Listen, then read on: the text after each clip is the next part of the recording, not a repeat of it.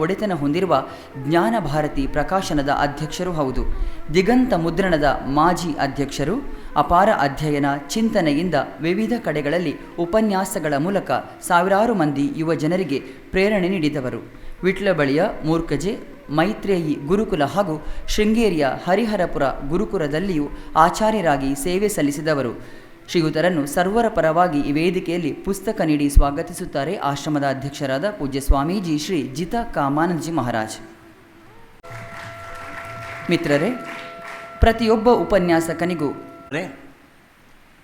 ಶ್ರದ್ಧೇಯ ಜ್ಯೇಷ್ಠರೇ, ವಂದನೀಯ ಮಾತಾ ಭಗಿನಿಯರೇ, ಗೌರವಾನ್ವಿತ ಸಹೃದಯ ಬಂಧುಗಳೇ, ರಾಮಾಯಣದ ಒಂದು ಕಥೆ ನೆನಪಾಗ್ತದೆ. ಪರಿಚಯ ಮಾಡಿಕೊಡ್ಬೇಕಾದ್ರೆ ಸ್ವಲ್ಪ ಜಾಸ್ತಿ ಹೇಳಿದರು ಅಂತ ಅನಿಸಿತು. ಆದರೂ ಈ ಅವಧಿಯಲ್ಲಿ ನಿಮಗೆ ಹೊಸ್ತೇನು ಸಿಕ್ಕುವುದಿಲ್ಲ, ಗೊತ್ತಿರಲಿ. ಯಾಕಂದರೆ ವಿಷಯವೇ ಶಿಕ್ಷಕ.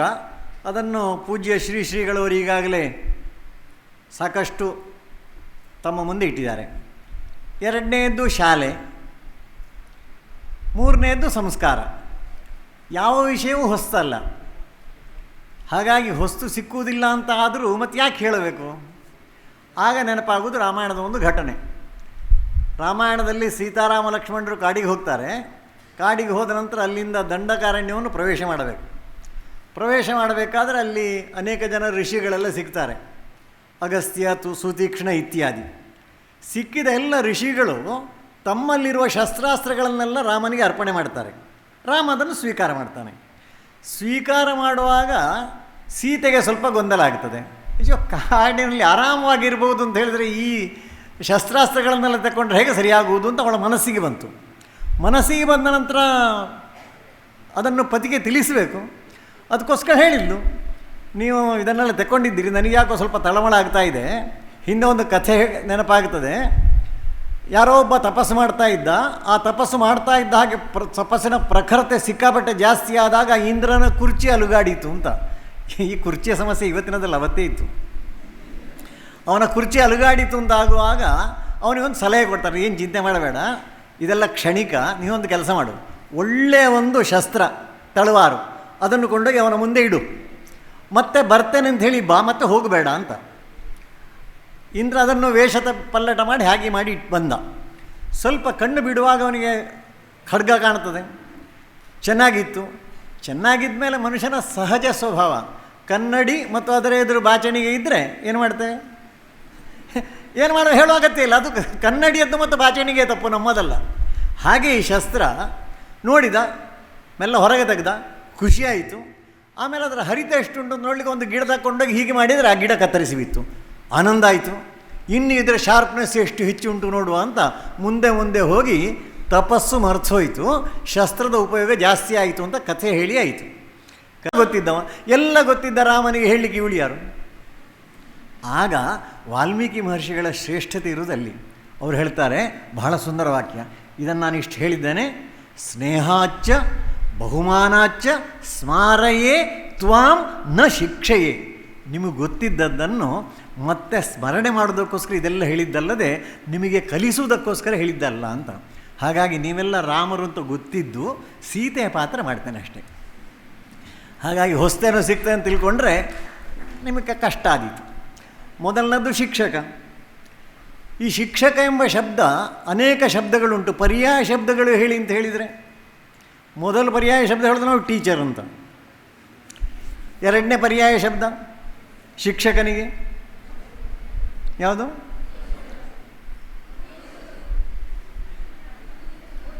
ಗುರು. ಗುರು ಅಂತ ಬಂತ ನಿಮ್ಮ ಬಾಯಲ್ಲಿ? ಹಾಂ. ಆಮೇಲೆ ಅಧ್ಯಾಪಕ, ಆಚಾರ್ಯ. ಇದು ಬಹಳ ಕಷ್ಟದ್ದು. ಅಲ್ಲೇ ಸಿಕ್ಕಾಕೊಂಡದ್ದಲ್ಲಿ ನಾವು ತನ್ನಲ್ಲಿರುವ ಜ್ಞಾನವನ್ನು ಇನ್ನೊಬ್ಬರಿಗೆ ಹಸ್ತಾಂತರ ಮಾಡೋದು. ಇನ್ನೊಬ್ಬರಿಗೆ ಹಸ್ತಾಂತರ ಮಾಡೋದು ಒಂದು ಭಾಗ. ಇನ್ನೊಬ್ಬನಲ್ಲಿ ಅದನ್ನು ಅರಳುವಂತೆ ಮಾಡೋದು ಮತ್ತೊಂದು ಭಾಗ. ಇನ್ನೊಬ್ಬನಿಗೆ ಆ ಜ್ಞಾನ ಸಿಕ್ಕಿದ ನಂತರ ತಾನು ಅದನ್ನು ತನ್ನದನ್ನಾಗಿ ಮಾಡೋದು ಮುಂದಿನ ಭಾಗ. ಎಲ್ಲ ಬೇರೆ ಬೇರೆಯೇ. ಹಾಗಾಗಿ ಶಿಕ್ಷಕರಾಗಿ ನಾಳೆ ಸಮಾಜದ ಮಧ್ಯೆಯಲ್ಲಿ ಹೋಗಲಿಕ್ಕಿರುವಂಥ ನಾವು, ನಮ್ಮ ಪಾತ್ರ ಎಂಥದ್ದು ಇದು ಸ್ಪಷ್ಟ ಇರಬೇಕು. ಒಂದು ಅಧ್ಯಾಪಕರ ಒಂದು ಸಭೆಗೆ ಒಂದು ಸರ್ತಿ ಕರೆದಿದ್ದರು. ಅಧ್ಯಾಪಕರು ತುಂಬ ಜನ ಬಂದಿದ್ದರು. ಅಲ್ಲಿನ ಆಫೀಸರು ಬಂದಿದ್ದರು. ಅವರು ಇಡೀ ದಿವಸ ಇರಲಿಲ್ಲ, ಬೆಳಗಿನ ಸಂಜೆವರೆಗಿನ ಕಾರ್ಯಕ್ರಮ. ಬೆಳಗ್ಗೆ ಉದ್ಘಾಟನೆಗೆ ಬಂದರು, ಅಧ್ಯಾಪಕರನ್ನೆಲ್ಲ ಚೆನ್ನಾಗಿ ಬೈದರು, ಆಮೇಲೆ ಅವರು ಹಿಡಿದು ಹೋದರು. ಬೈಲಿಕ್ಕೆ ಬಹಳ ಸರಳ ಶಬ್ದ ಉಪಯೋಗಿಸಿದ್ದಾನೆಂದರೆ, ನೀವೆಲ್ಲ ಬಂದಿದ್ದೀರಿ ಗೊತ್ತು ನನಗೆ, ನೀವೆಲ್ಲ ಅಧ್ಯಾಪಕರು ಯಾಕಾದರೆ ಬೇರೇನು ಕೆಲಸ ಸಿಗಲಿಲ್ಲ, ಅದಕ್ಕೋಸ್ಕರ ಬಂದಿದ್ದೀರಿ ಇಂಥ ಈ ರೀತಿಯ ಭಾಷೆಯಲ್ಲಿ ಮಾತನಾಡಿ ಕೊನೆಗೆ ಅವರ ಭಾಷಣ ತಗೊಂಡು ಹೋದರು. ಮಧ್ಯಾಹ್ನ ಮೇಲೆ ಒಬ್ಬರು ಮಾತಾಜಿ ಬಂದರು, ವೇದಿಕೆಗೆ ಬಂದು ಹೇಳಿದರು, ಬೆಳಗ್ಗೆ ನಮ್ಮನ್ನು ಸ್ವಲ್ಪ ತರಾಟೆಗೆ ತಗೊಂಡು ಹೋದರು. ಅವ್ರು ಹೇಳಿದ್ದಲ್ಲಿ ಸತ್ಯಾಂಶ ಇಲ್ಲ ಅಂತಲ್ಲ, ಆದರೆ ಅವರು ಸ್ವಲ್ಪ ಹೆಚ್ಚು ಹೊತ್ತಿದ್ದರೆ ಒಳ್ಳೆಯದಿತ್ತು ಅಂತ. ಉದಾಹರಣೆಗೆ ನಾನು ಅಧ್ಯಾಪಕಳಾಗಬೇಕು ಅಂತಲ್ಲ, ಬೇರೇನೂ ಸಿಕ್ಕಲಿಲ್ಲ, ನಾನು ಅಧ್ಯಾಪಕಳಾದೆ. ವಿನೋದಕ್ಕೊಂದು ಮಾತು ಹೇಳ್ತಾರೆ, ಪ್ರೀತಿಸಿದವ ಸಿಕ್ಕದೇ ಇದ್ದರೆ ಸಿಕ್ಕಿದವನನ್ನು ಪ್ರೀತಿಸಲಿಕ್ಕೆ ಕಲಿಬೇಕು ಅಂತ. ನಮಗಿದೇ ಮರ್ಸೋದು. ಆ ಹಿನ್ನೆಲೆಯಲ್ಲಿ ನನಗೆ ಅಧ್ಯಾಪನ ವೃತ್ತಿ ಸಿಕ್ಕಿದ ನಂತರ ಅದನ್ನು ಪ್ರೀತಿಸಲಿಕ್ಕೆ ಶುರು ಮಾಡಿದೆ. ಕಳೆದ ಒಂದು 8 ವರ್ಷಗಳಲ್ಲಿ ನಾನು ಮಾಡಿದ ಸಾಧನೆ ಅಂಥೇಳಿ ಆಕೆ ಏನೇನು ಪ್ರಯೋಗಗಳನ್ನು ಮಾಡಿದ್ದಾರೆ ಅದು ಎಲ್ಲವನ್ನಲ್ಲಿ ಮುಂದೆ ಇಟ್ಟರು. ಅನೇಕರ ಕಣ್ಣಲ್ಲಿ 2 ಹನಿ ಕಣ್ಣಿನ ನೀರು ಹೊರಗೆ ಬಂತು. ಇವತ್ತು ನಮ್ಮಲ್ಲಿ ಶಿಕ್ಷಕನ ಬಗ್ಗೆ ಇದ್ದಂಥ ಕಲ್ಪನೆ ಎಂಥದ್ದು, ನಾವು ಶಾಲೆಗೆ ಹೋಗುವಾಗಲೂ ಪಾಠದಲ್ಲಿ ಬಂದರೆ ಒಂದು ಊರಿನಲ್ಲಿ ಒಬ್ಬ ಬಡ ಎಂಥದ್ದು, ಆಮೇಲಿನ ಶಬ್ದ ಯಾವುದು, ಒಬ್ಬ ಬಡ ಮೇಷ್ಟ್ರು ಇದ್ದರು ಅಂತ. ಅಂದರೆ ಮೇಷ್ಟ್ರಾಗಬೇಕಾದ್ರೆ ಕ್ವಾಲಿಫಿಕೇಷನ್ ಎಂಥದ್ದು ಅಷ್ಟೇ. ಆದರೆ ಅದನ್ನು ಸ್ವೀಕಾರ ಮಾಡಬೇಕಲ್ಲ, ಅದನ್ನು ಸ್ವೀಕಾರ ಮಾಡೋದು ಬಹಳ ಕಷ್ಟ ಇವತ್ತಿನ ಕಾಲಘಟ್ಟದಲ್ಲಿ. ನಾನು ಸ್ವೀಕಾರ ಮಾಡೋದಲ್ಲ, ನನ್ನ ಜೊತೆಗಾರರು, ನನ್ನಿಂದ 4 ಶಬ್ದಗಳನ್ನು ಕಲಿತವರು ತಮ್ಮ ಜೀವನದಲ್ಲಿ ಅದನ್ನು ಸ್ವೀಕಾರ ಮಾಡುವ ಹಾಗೆ ಮಾಡಬೇಕು. ಇದು ನಮ್ಮ ಜವಾಬ್ದಾರಿ ಶಿಕ್ಷಕ ಅಂತ ಹೇಳಿದರೆ. ಅಧ್ಯಾಪಕ, ಉಪಾಧ್ಯಾಯ, ಗುರು ಅನೇಕ ಶಬ್ದಗಳಿದೆ, ಎಲ್ಲವೂ ಬೇರೆ ಬೇರೆ ಅರ್ಥ ಕೊಡ್ತದೆ. ಗುರು ಅಕ್ಷರಗಳು 2 ಇರುವುದು. ಗುಶಬ್ದಸ್ತು ಅಂಧಕಾರ ಸ್ಯಾತ್, ಮೊದಲನೇ ಅಕ್ಷರ ಕತ್ತಲೆಯನ್ನು ಸೂಚಿಸ್ತದಂತೆ, ಇರುವುದು ಅಕ್ಷರ 2. 2ನೇ ಅಕ್ಷರ ಋಷಬ್ದಸ್ತನ್ ನಿರೋಧಕ, ಕತ್ತಲೆಯನ್ನು ದೂರ ಮಾಡೋದು. ಅಂಧಕಾರ ನಿರೋಧಿತ್ವಾದ ಗುರು. ಹಾಗಾಗಿ ನಾನು ಶಿಕ್ಷಕನಾಗಿ ಮಾತ್ರ ಉಳಿಬೇಕಾ, ಅಧ್ಯಾಪಕನಾಗಿ ಬೆಳಿಬೇಕಾ, ಉಪಾಧ್ಯಾಯನಾಗಬೇಕಾ, ಅಧ್ಯಾಯ ಅಲ್ಲ ಗುರು ಆಗಬೇಕಾ? ಪ್ರಶ್ನೆ ನಮಗೆ ನಾವೇ ಕೇಳಿ ಉತ್ತರಗೂ ನಾವೇ ಹುಡುಕುದು. ಇಲ್ಲಿ ಈ ಸಭೆಯಲ್ಲಿ ಉತ್ತರ ಕೊಡಬೇಕು ಅಂತಿಲ್ಲ, ಉತ್ತರ ಹುಡುಕಬೇಕು, ಕತ್ತಲೆಯನ್ನು ತೊಡೆದು ಹಾಕಬೇಕು. ಯಾವಾಗ ಜ್ಞಾನದ ಬೆಳಕು ಸಿಗ್ತದೋ ಆಗ ಕತ್ತಲೆ ತನ್ನಷ್ಟಕ್ಕೆ ಹೋಗ್ತದೆ. ಕತ್ತಲೆಯನ್ನು ತೆಗೆದು ಹಾಕಲಿಕ್ಕೆ ಜಪ ಮಾಡಿದರೆ ಕತ್ತಲೆ ಹೋಗಲಿಕ್ಕಿಲ್ಲ. ಕತ್ತಲೆ ಹೋಗಬೇಕು ಅಂತಿದ್ದರೆ ಒಂದು ದೀಪವನ್ನು ಉರಿಸಿದರೆ ಸಾಕು, ಕತ್ತಲೆ ತನ್ನಷ್ಟಕ್ಕೆ ಹೋಗ್ತದೆ. ನಮ್ಮಿಂದ ಆಗಬೇಕಾದದ್ದು ಆ ರೀತಿ ನಾವು ಮಾಡುವುದರಿಂದ ಮುಂದೆ ನಮ್ಮ ಜೀವನದಲ್ಲಿ ಜಗತ್ತಿನಲ್ಲಿ ಕೊನೆಯ ಸಾಯುವ ಕಾಲಕ್ಕೂ ಸಹ ಅವನ ಜೀವನದಲ್ಲಿ ಒಂದು ಆನಂದದ ಕ್ಷಣ ಸಿಕ್ಕುವಂತಹ ಏಕೈಕ ವ್ಯಕ್ತಿ ಒಬ್ಬ ಅಧ್ಯಾಪಕ, ಒಬ್ಬ ಗುರು, ಒಬ್ಬ ಆಚಾರ್ಯ, ಒಬ್ಬ ಶಿಕ್ಷಕ. ಒಂದು B.Ed ಸ್ಟೂಡೆಂಟ್ಸ್ಗಳದ್ದೇ ಒಂದು ಕಾರ್ಯಕ್ರಮ ಇತ್ತು, ಅಲ್ಲಿ ನನ್ನನ್ನು ಕರೆದಿದ್ದರು. ಒಂದು 3/4 ಗಂಟೆ ಮಾತಾಡಿದ ನಂತರ ಇನ್ನೇನು ಹೊರಡಬೇಕು. ಹೊರಡುವಾಗ 2 ಹೆಣ್ಣು ಮಕ್ಕಳು ಓಡಿಕೊಂಡು ಬಂದರು. ಓಡಿಕೊಂಡು ಬಂದು ಕಾಲು ಮುಟ್ಟಿ ನಮಸ್ಕಾರ ಮಾಡಿದರು. ನಾನು ವಿನೋದಕ್ಕೆ ಕೇಳಿದೆ, ಅಲ್ಲಮ್ಮ ನೆಟ್ಟಗೆ ಬಗ್ಲಿಕ್ಕೆ ಬರುವುದಿಲ್ಲ ಯಾರಿಗೂ ಸಹ, ಅಂಥ ಕಡೆಯಲ್ಲಿ ನೀವು ಎಲ್ಲರೆದುರು ಬಗ್ಗಿ ನಮಸ್ಕಾರ ಮಾಡ್ತಿರಲ್ಲ, ನಾಚಿಕೆ ಆಗೋದಿಲ್ಲ ನಿಮಗೆ ಅಂತ. ನಾನು ಮಾತಾಡೋ ಶೈಲಿ ಸ್ವಲ್ಪ ಹೀಗೆ. ನಾನು ಹೇಳಿದವರಿಗೆ ಕೇಳಲೇ ಇಲ್ಲ, ಯಾಕಂದರೆ ಅವರದ್ದೇ ಒಂದು ಲಹರ್ನಲ್ಲಿದ್ದರು.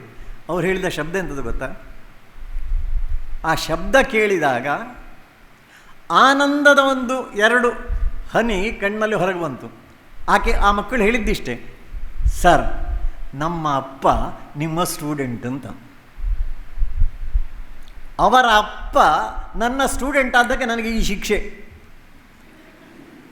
ಅದು ಶಿಕ್ಷೆ ಅಲ್ಲ, ಅದರ ಹಿಂದೆ ಇರುವಂಥದ್ದು. ಅದರ ಅರ್ಥ ಎಂಥದ್ದು? ಆ ಮಕ್ಕಳ ಪರಿಚಯವಿಲ್ಲ ನನಗೆ.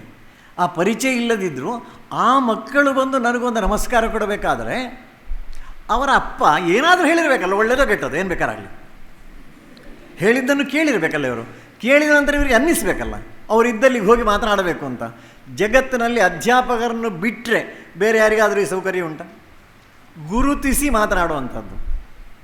ಹಾಗಾಗಿ ನಾವು ಆಯ್ಕೆ ಮಾಡಿದ ಕ್ಷೇತ್ರ ನಮಗೆ ಒಪ್ಪಿಗಾಯಿತೋ ಇಲ್ಲೋ ಬೇರೆ ವಿಷಯ, ಆಯ್ಕೆ ಮಾಡಿದ್ದರಿಂದ ಮುಂದೆ ನಮ್ಮ ಜೀವನದಲ್ಲಿ ಧನ್ಯತೆಯನ್ನು ಪಡೀಲಿಕ್ಕೆ ಒಂದು ವ್ಯವಸ್ಥೆ ಇದು. 4 ದಿವಸದಿಂದ ಒಂದು ಬಸ್ ಹತ್ತಿದ್ದೆ ನಾನು ಕಾರ್ಕಳದಲ್ಲಿ. ಎತ್ತರದ ಒಬ್ಬ 6 ಫೀಟ್ 2 ಇಂಚ್ ಇದ್ದಾನೆ ಅವನು, ಕಂಡಕ್ಟ್ರು. ಎಲ್ಲಿಯೂ ಸೀಟ್ ಇರಲಿಲ್ಲ, ಹಿಂದೆ ಹೋಗಿ ಕೂತ್ಕೊಂಡೆ ನಾನು. ಅವ ಸೀದಾ ಬಂದ, ಬಸ್ಸಲ್ಲಿ ಫುಲ್ ಜನ ಇತ್ತು. ಬಂದು ಅಲ್ಲಿ ಕಾಲು ಮುಟ್ಟಿ ನಮಸ್ಕಾರ ಮಾಡಿ ಹೇಳ್ತಾನೆ, ಸರ್ ನಾನು ನಿಮ್ಮ ಸ್ಟೂಡೆಂಟು ಅಂತ. ಯಾರಾದರೂ ಒಬ್ಬ ವ್ಯಾಪಾರಿ, ನೀವು ನಮ್ಮ ಮನೆಗೆ ವ್ಯಾಪಾರದಲ್ಲಿ ನಿಮ್ಮ ಅಂಗಡಿಯಲ್ಲೇ ತಗೊಂಡು ಹೋಗ್ತಾ ಇದ್ದು ಅಂತ ಯಾರಾದರೂ ಬಂದು ನಮಸ್ಕಾರ ಮಾಡ್ತಾರಾ? ಕಲ್ಪನೆ ಮಾಡಿ ಸಾಧ್ಯ ಉಂಟಾ? ಈ ಗೌರವ ಇರುವಂಥದ್ದು ಕೇವಲ ಈ ವೃತ್ತಿಗೆ ಮಾತ್ರ. ಆದರೆ ಈ ವೃತ್ತಿಯನ್ನು ಪ್ರವೃತ್ತಿಯನ್ನಾಗಿ ಮಾಡಬೇಕಲ್ಲ, ಅದು ಶಿಕ್ಷಕರಾಗಿ ನಾಳೆ ಹೊರಗೆ ಬರುವ ಭಗವಂತ ಕೊಟ್ಟ ನಮ್ಮ ಒಂದು ಅವಕಾಶ.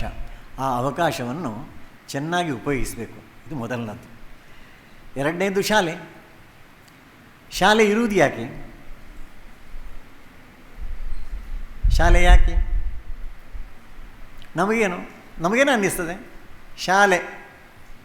ಶಾಲೆಯ ಉದ್ದೇಶ ಏನು?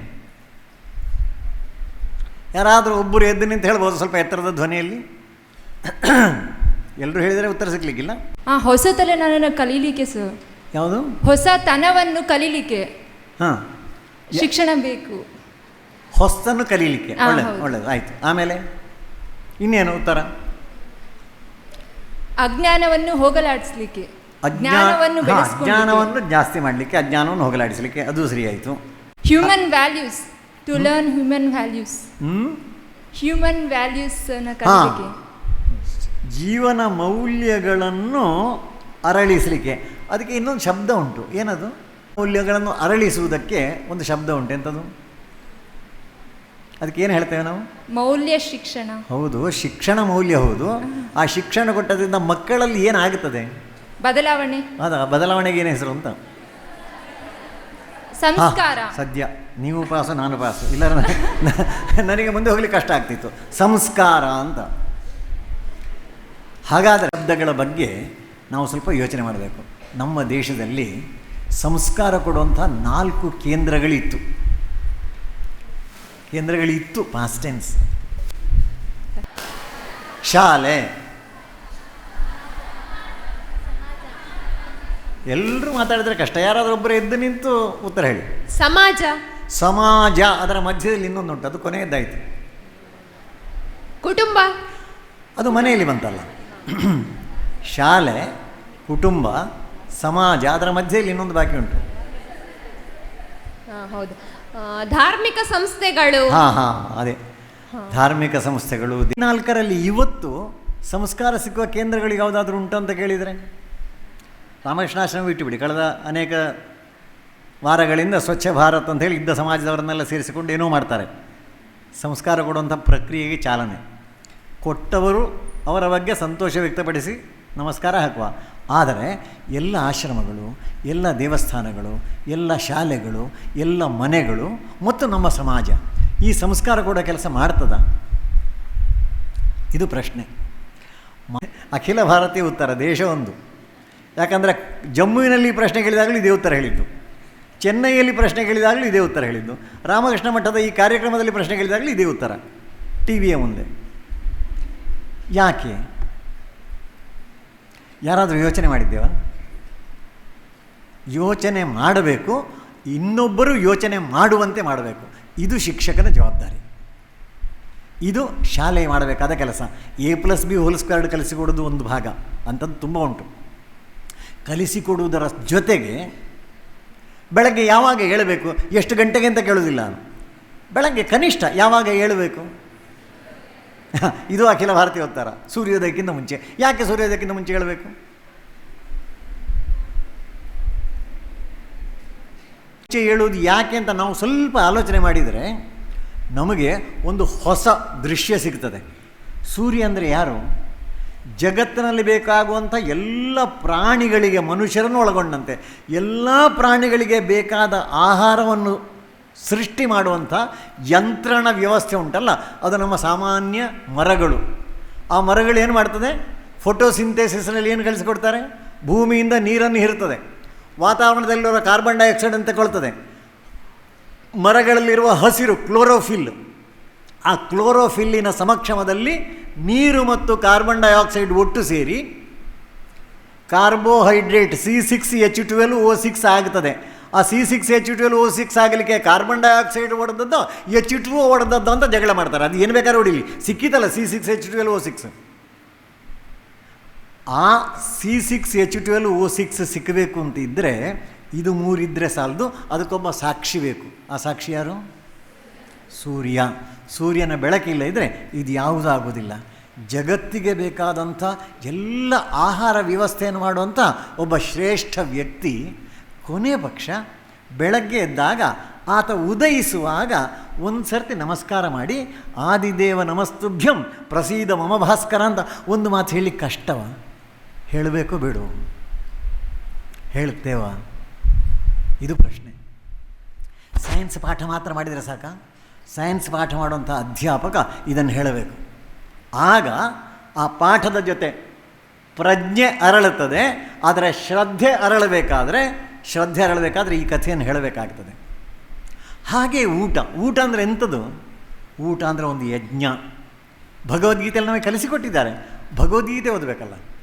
ಭಗವದ್ಗೀತೆಯಲ್ಲಿ ಒಂದು ಸುಂದರ ಶ್ಲೋಕ ಉಂಟು, ಬ್ರಹ್ಮಾರ್ಪಣಂ ಬ್ರಹ್ಮ ಹವಿಹಿ ಬ್ರಹ್ಮಾಗ್ನೌ ಬ್ರಹ್ಮಣ ಹೂತಂ ಬ್ರಹ್ಮೈವ ತೇನ ಗಂತವ್ಯಂ ಬ್ರಹ್ಮಕರ್ಮ ಸಮಾಧಿನ. ಎಷ್ಟು ಸುಂದರ! ಊಟ ಎಂಬುದು ಒಂದು ಯಜ್ಞ. ಯಾರಾದರೂ ಯಜ್ಞವನ್ನು ಟಿ ವಿ ಎದುರು ಮಾಡ್ತಾರಾ? ಚರ್ಚೆ ಮಾಡಬೇಕು ಬೇಡ? ಜವಾಬ್ದಾರಿ ಯಾರ್ದು? ಹಾಗಾಗಿ ಶಾಲೆ ಸಂಸ್ಕಾರಗಳನ್ನು ಪ್ರದಾನ ಮಾಡುವಂಥ ಒಂದು ಕೇಂದ್ರ ಆಗಬೇಕು. ಬರೀ ಪ್ರಜ್ಞೆಯನ್ನು ಅರಳಿಸಿದರೆ ಸಾಕಾಗುವುದಿಲ್ಲ. ಪ್ರಜ್ಞೆ ಅರಳಿದರೆ ಎಲ್ಲೋ ಆಗ್ತದೆ. ಈಗ ನಮ್ಮದೇನಾಗ್ತದೆ?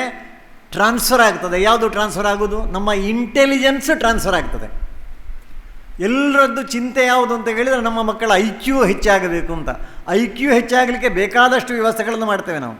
ಸ್ಪೆಷಲ್ ಕ್ಲಾಸುಗಳು, ಪುಸ್ತಕಗಳು, TV, ಇವತ್ತಿನ ಎಲ್ಲ ಮಾಧ್ಯಮಗಳು, PPT ಪ್ರೆಸೆಂಟೇಷನ್, ಎಲ್ಲ ಉದ್ದೇಶ ಒಂದೇ. ಎಂಥದ್ದು? IQ ಜಾಸ್ತಿ ಆಗಬೇಕು. ಈ IQವಿನ ಹೊರತು ಇನ್ನೂ ಕೆಲವು ಕ್ಯೂಗಳುಂಟು. ನನ್ನ ನೆನಪುಂಟ? ಬರೀ IQ ಮಾತ್ರವ? ಒಂದು CQ ಉಂಟು, ಒಂದು EQ ಉಂಟು, ಒಂದು MQ ಉಂಟು, ಒಂದು SQ. ಎಷ್ಟು ಕ್ಯೂಗಳು! ಇನ್ನೂ ತಾಕತ್ತಿದ್ದರೆ ಎಲ್ಲ ಅಕ್ಷರಗಳನ್ನು ಸೇರಿಸಿ ಕ್ಯೂವನ್ನು ಸೇರಿಸ್ಬೋದು, ಏನು ತಪ್ಪೇನಿಲ್ಲ. ಹುಡುಕಬೇಕಷ್ಟೆ. ಎಲ್ಲದರ ಹಿಂದೆ ಭಾವನೆಗಳಿದೆ. ಇವತ್ತು ಬದಲಾಗಬೇಕಾದ್ದು ಬರೇ ಶಿಕ್ಷಕ ಅಲ್ಲ, ಶಿಕ್ಷಣದ ಪ್ರವೃತ್ತಿಯೂ ಬದಲಾಗಬೇಕು. 1947ನೇ ಇಸ್ವಿಯಲ್ಲಿ ಭಾರತಕ್ಕೆ ಸ್ವಾತಂತ್ರ್ಯ ಸಿಕ್ಕಿತು ಹೌದು, ಆದರೆ ಶಿಕ್ಷಣದಲ್ಲಿ ನಾವು ಇನ್ನೂ ಸ್ವತಂತ್ರರಾಗಲಿಲ್ಲ. ಯಾಕಂದರೆ ಇವತ್ತಿನ ನಮ್ಮ ಶಿಕ್ಷಣವು ಅವತ್ತಿನದ್ದೇ. ಅವತ್ತಿನದ್ದಂದರೆ ಯಾವಾಗಿಂದು? 1830ನೇ ಇಸ್ವಿಯ ಕಥೆ ಹೇಳ್ತಾ ಇರೋದು ನಾನು. ನೀವು ಸ್ವಲ್ಪ ಇಂಟರ್ನೆಟ್ನಲ್ಲಿ ಹುಡುಕಿದರೆ ಒಬ್ಬ ವ್ಯಕ್ತಿಯ ಹೆಸರು ಹಾಕಿ ಟೈಪ್ ಮಾಡಿದರೆ ಒಂದು ಭಾಷಣ ಬರ್ತದೆ. ಆ ಭಾಷಣ ದ ಮಿನಿಟ್ ಎಂಬ ಹೆಸರಲ್ಲಿ ಬರ್ತದೆ. ಆ ಭಾಷಣದಲ್ಲಿ ಆತ ಮಾಡಿದ, ಪಾರ್ಲಿಮೆಂಟ್ನಲ್ಲಿ ಮಾಡಿದ ಭಾಷಣ ಗೊತ್ತಿರಲಿ, ಎಲ್ಲ ದಾಖಲಾದದ್ದು. ಆ ಭಾಷಣದ ಮೊದಲ ವಾಕ್ಯ ಯಾವುದು ಅಂತ ಹೇಳಿದರೆ ಎಲ್ಲರೂ ಗಮನ ಇಟ್ಟು ಕೇಳಬೇಕು. ಆ ವಾಕ್ಯ, ಮೊದಲನೇ ವಾಕ್ಯ ಐ ಹ್ಯಾವ್, ಆ ಮನುಷ್ಯ ಹೇಳೋದು, I have travelled throughout the length and breadth of India. ಇಡೀ ದೇಶದ ಉದ್ದಗಲಕ್ಕೂ ಓಡಾಡಿದ್ರಂತೆ. ಓಡಾಡಿದ ನಂತರ ಅವರ ಅನುಭವವನ್ನು ಆ ಪಾರ್ಲಿಮೆಂಟ್ನಲ್ಲಿ ಹೇಳಿದರು. ಆ ಅನುಭವ ಎಂಥದ್ದು? I have not seen one person who is a beggar or one who is a thief. ಭಾರತ 180 ವರ್ಷಗಳ ಹಿಂದಿನ ಕಥೆ. 180 ವರ್ಷಗಳ ಹಿಂದೆ ಒಬ್ಬ ಪುಣ್ಯಾತ್ಮ ಭಾರತಕ್ಕೆ ಬಂದ, ಉದ್ದಗಲಕ್ಕೂ ಓಡಾಡಿ ವಾಪಸ್ ಇಂಗ್ಲೆಂಡಿಗೆ ಹೋಗಿ ಹೇಳ್ತಾನೆ, ಭಾರತದಲ್ಲಿ ಕಳ್ಳರಿಲ್ಲ, ಭಾರತದಲ್ಲಿ ಭಿಕ್ಷುಕರಿಲ್ಲ ಅಂತ. ಇರಲೇ ಇಲ್ಲ ಅಂತ ಅರ್ಥ ಅಲ್ಲ, ಕಾಣ್ತಿರಲಿಲ್ಲ ಅಂತ, ಬಹಳ ಕಡಿಮೆ ಪ್ರಮಾಣದಲ್ಲಿ. ಅವ ಭಾಷಣ ಅಲ್ಲಿಗೆ ನಿಲ್ಲಿಸಿಲ್ಲ, ಒಂದು ಹೆಜ್ಜೆ ಮುಂದೆ ಹೋಗ್ತಾನೆ. ಭಾರತವನ್ನು ನಾವೇನಾದರೂ ಆಳಬೇಕು, ಭಾರತದ ಮೇಲೆ ನಾವೇನಾದರೂ ಸವರಿ ಮಾಡಬೇಕು ಅಂತ ಇದ್ದರೆ we have to break the backbone of that nation. ಅವರ ಶಬ್ದ ಇದು. We have to break the backbone of that nation. ಅವರ ಪ್ರಕಾರ ಆ ಬ್ಯಾಕ್ ಬೋನ್ ಯಾವುದಂತೆ? The cultural heritage and the education system. ಸಾಂಸ್ಕೃತಿಕ ಪರಂಪರೆ ಮತ್ತು ವಿದ್ಯಾಭ್ಯಾಸ ಪದ್ಧತಿ. ಇದನ್ನು ಬದಲಾಯಿಸಿದರೆ ನಮಗೆ ಬೇಕಾದ್ದು ಮಾಡಬಹುದು. ಅವರು ಬದಲಾಯಿಸುವಲ್ಲಿ ಯಶಸ್ವಿಗಳಾದರೂ ಇವತ್ತು ಅದೇ ಓದ್ತೇವೆ ನಾವು. ದುಃಖ ಆಗಬೇಕಲ್ಲ. ನಮ್ಮ ಮಕ್ಕಳು ಯಾವ ಶಾಲೆಗೆ ಹೋಗ್ತಾರೆ? ಪ್ರಶ್ನೆ ಕೇಳುವಾಗಲೇ ಉತ್ತರ ಗೊತ್ತಾಯಿತು, ಹೇಳಬಾರದ ಉತ್ತರ ಬಂದಿದೆ, ಹಾಗಾಗಿ ಹೇಳಲಿಕ್ಕೆ ಕಷ್ಟ ಆಗ್ತದೆ. ಯಾಕೆ ಹೋಗಬೇಕು? ಕಾರಣ ತುಂಬ ಹೇಳ್ತೇವೆ. ಎಂಥದ್ದು ಕಾಂಪಿಟೇಟಿವ್ ವರ್ಲ್ಡ್, ನಿಮ್ಗೆ ಗೊತ್ತಿಲ್ಲ, ನಿಮಗೆ ವರ್ಷ 70 ದಾಟಿತ್ತು, you are unfit to remain here. ಹೀಗೆ ಉತ್ತರ ಸಿಕ್ಕಿತ್ತು ನನಗೆ ಗೊತ್ತು. ಆದರೆ ಸ್ವಲ್ಪ ಕೂತು ಯೋಚನೆ ಮಾಡಬೇಕಲ್ಲ. ಆಂಗ್ಲ ಮಾಧ್ಯಮದ ಬಗ್ಗೆ ತಿರಸ್ಕಾರ ಬೇಕು ಅಂತ ಹೇಳೋದಿಲ್ಲ ನಾನು. ಒಳ್ಳೆಯ ಸ್ವಚ್ಛ ಸ್ಪಷ್ಟ ಶುದ್ಧವಾದಂಥ ಇಂಗ್ಲೀಷ್ ಭಾಷೆ ಮಾತನಾಡುವ, ತಪ್ಪಲ್ಲ. ಆದರೆ ಅದಕ್ಕೆ ನಾವು ಕೊಡುವ ಬೆಲೆ ಯಾವುದು? ರಾಮಕೃಷ್ಣಾಶ್ರಮ ನಿಶ್ಚಯ ಮಾಡಿತು ಅಂತ ಇಟ್ಟುಕೊಳ್ಳಿ, ಇಂಗ್ಲೀಷ್ನಲ್ಲೇ ಪುಸ್ತಕ ಮುದ್ರಣ ಮಾಡೋದು ಅಂತ. ಕಥೆ ಏನಾಗ್ಬೋದು? ಇಂಗ್ಲೀಷ್ನಲ್ಲಿ ಮುದ್ರಣ ಮಾಡುವುದಿಲ್ಲ ಅಂತಲ್ಲ, ಇಂಗ್ಲೀಷ್ನಲ್ಲಿ ಮುದ್ರಣ ಮಾಡೋದಕ್ಕೆ ಬೇಸ್ ಯಾವುದು ಅಂತ ಕೇಳಿದರೆ ಒಂದೋ ಸಂಸ್ಕೃತ, ಇಲ್ಲದಿದ್ದರೆ ಕನ್ನಡ ಆಗಬೇಕಲ್ಲ. ಇಲ್ಲಿ ಕೇರಳಕ್ಕೆ ಹೋದರೆ ಮಲಯಾಳ ಅಂಥೇಳಿ, ತಮಿಳುನಾಡಿಗೆ ಹೋದರೆ ತಮಿಳು ಅಂಥೇಳಿ, ಅಡ್ಡೇನಿಲ್ಲ. ನಮ್ಮ ದೇಶದ ಎಲ್ಲ ಭಾಷೆಗಳು ಎಷ್ಟು ವೈಜ್ಞಾನಿಕ. ಶಿಕ್ಷಕನಾದವನಿಗೆ ನಮ್ಮ ಭಾಷೆಗಳ ಬಗ್ಗೆ ಗೌರವ ಬೇಕೋ ಬಿಡುವ? ನಮ್ಮ ಶಾಲೆಗೆ ಬರುವ ಮಕ್ಕಳ ಅಪ್ಪ ಅಮ್ಮಂದಿರನ್ನು ಕೂತುಕೊಳ್ಳಿಸಿ ಇದನ್ನು ಚರ್ಚೆ ಮಾಡಬೇಕು ಬಿಡು. ಚರ್ಚೆ ಮಾಡಿದ ನಂತರ ಅವರು ಇಂಗ್ಲೀಷ್ ಮೀಡಿಯಮಿಗೆ ಕಳಿಸಿಕೊಳ್ಳಿ, ತಪ್ಪೇನಿಲ್ಲ, ಕಳಿಸುವುದು ಅಪರಾಧ ಅಂತ ಹೇಳೋದಿಲ್ಲ ನಾನು. ಆದರೆ ನಮ್ಮ ದೇಶದ ಭಾಷೆಗಳ ಸಮಾಧಿಯ ಮೇಲೆ ಇಂಗ್ಲೀಷನ್ನು ಕಟ್ಟಬಾರದು. ಇಂಗ್ಲೀಷನ್ನು ಓದಿ, ನಮ್ಮ ಭಾಷೆಯ ಬಗ್ಗೆ ಗೌರವ ಬೇಕು ಬಿಡುವ. ಅಧ್ಯಾಪಕರಿಗೆ ಇದನ್ನು ಹೇಳಲಿಕ್ಕೆ ಆಗದೇ ಇದ್ದರೆ ಇನ್ಯಾರು ಹೇಳ್ಬೋದು ಜಗತ್ತಿನಲ್ಲಿ? ಮತ್ತು ನಮ್ಮ ಭಾಷೆ ಅಂದರೆ ಎಂಥದ್ದು, ಎಂಥ ಅದ್ಭುತವಾದ್ದು. ನಮ್ಮ ಭಾಷೆ ಅಂದರೆ ಬರೀ ಅಕ್ಷರ ಅಲ್ಲ, ಅಕ್ಷರ ಎಂಬುದೇ ಒಂದು ವಿಶೇಷ. ಕ್ಷರ ಅಂದರೆ ಏನರ್ಥ? ಕ್ಷರ ಅಂದರೆ ಅರ್ಥ ಎಂಥದ್ದು?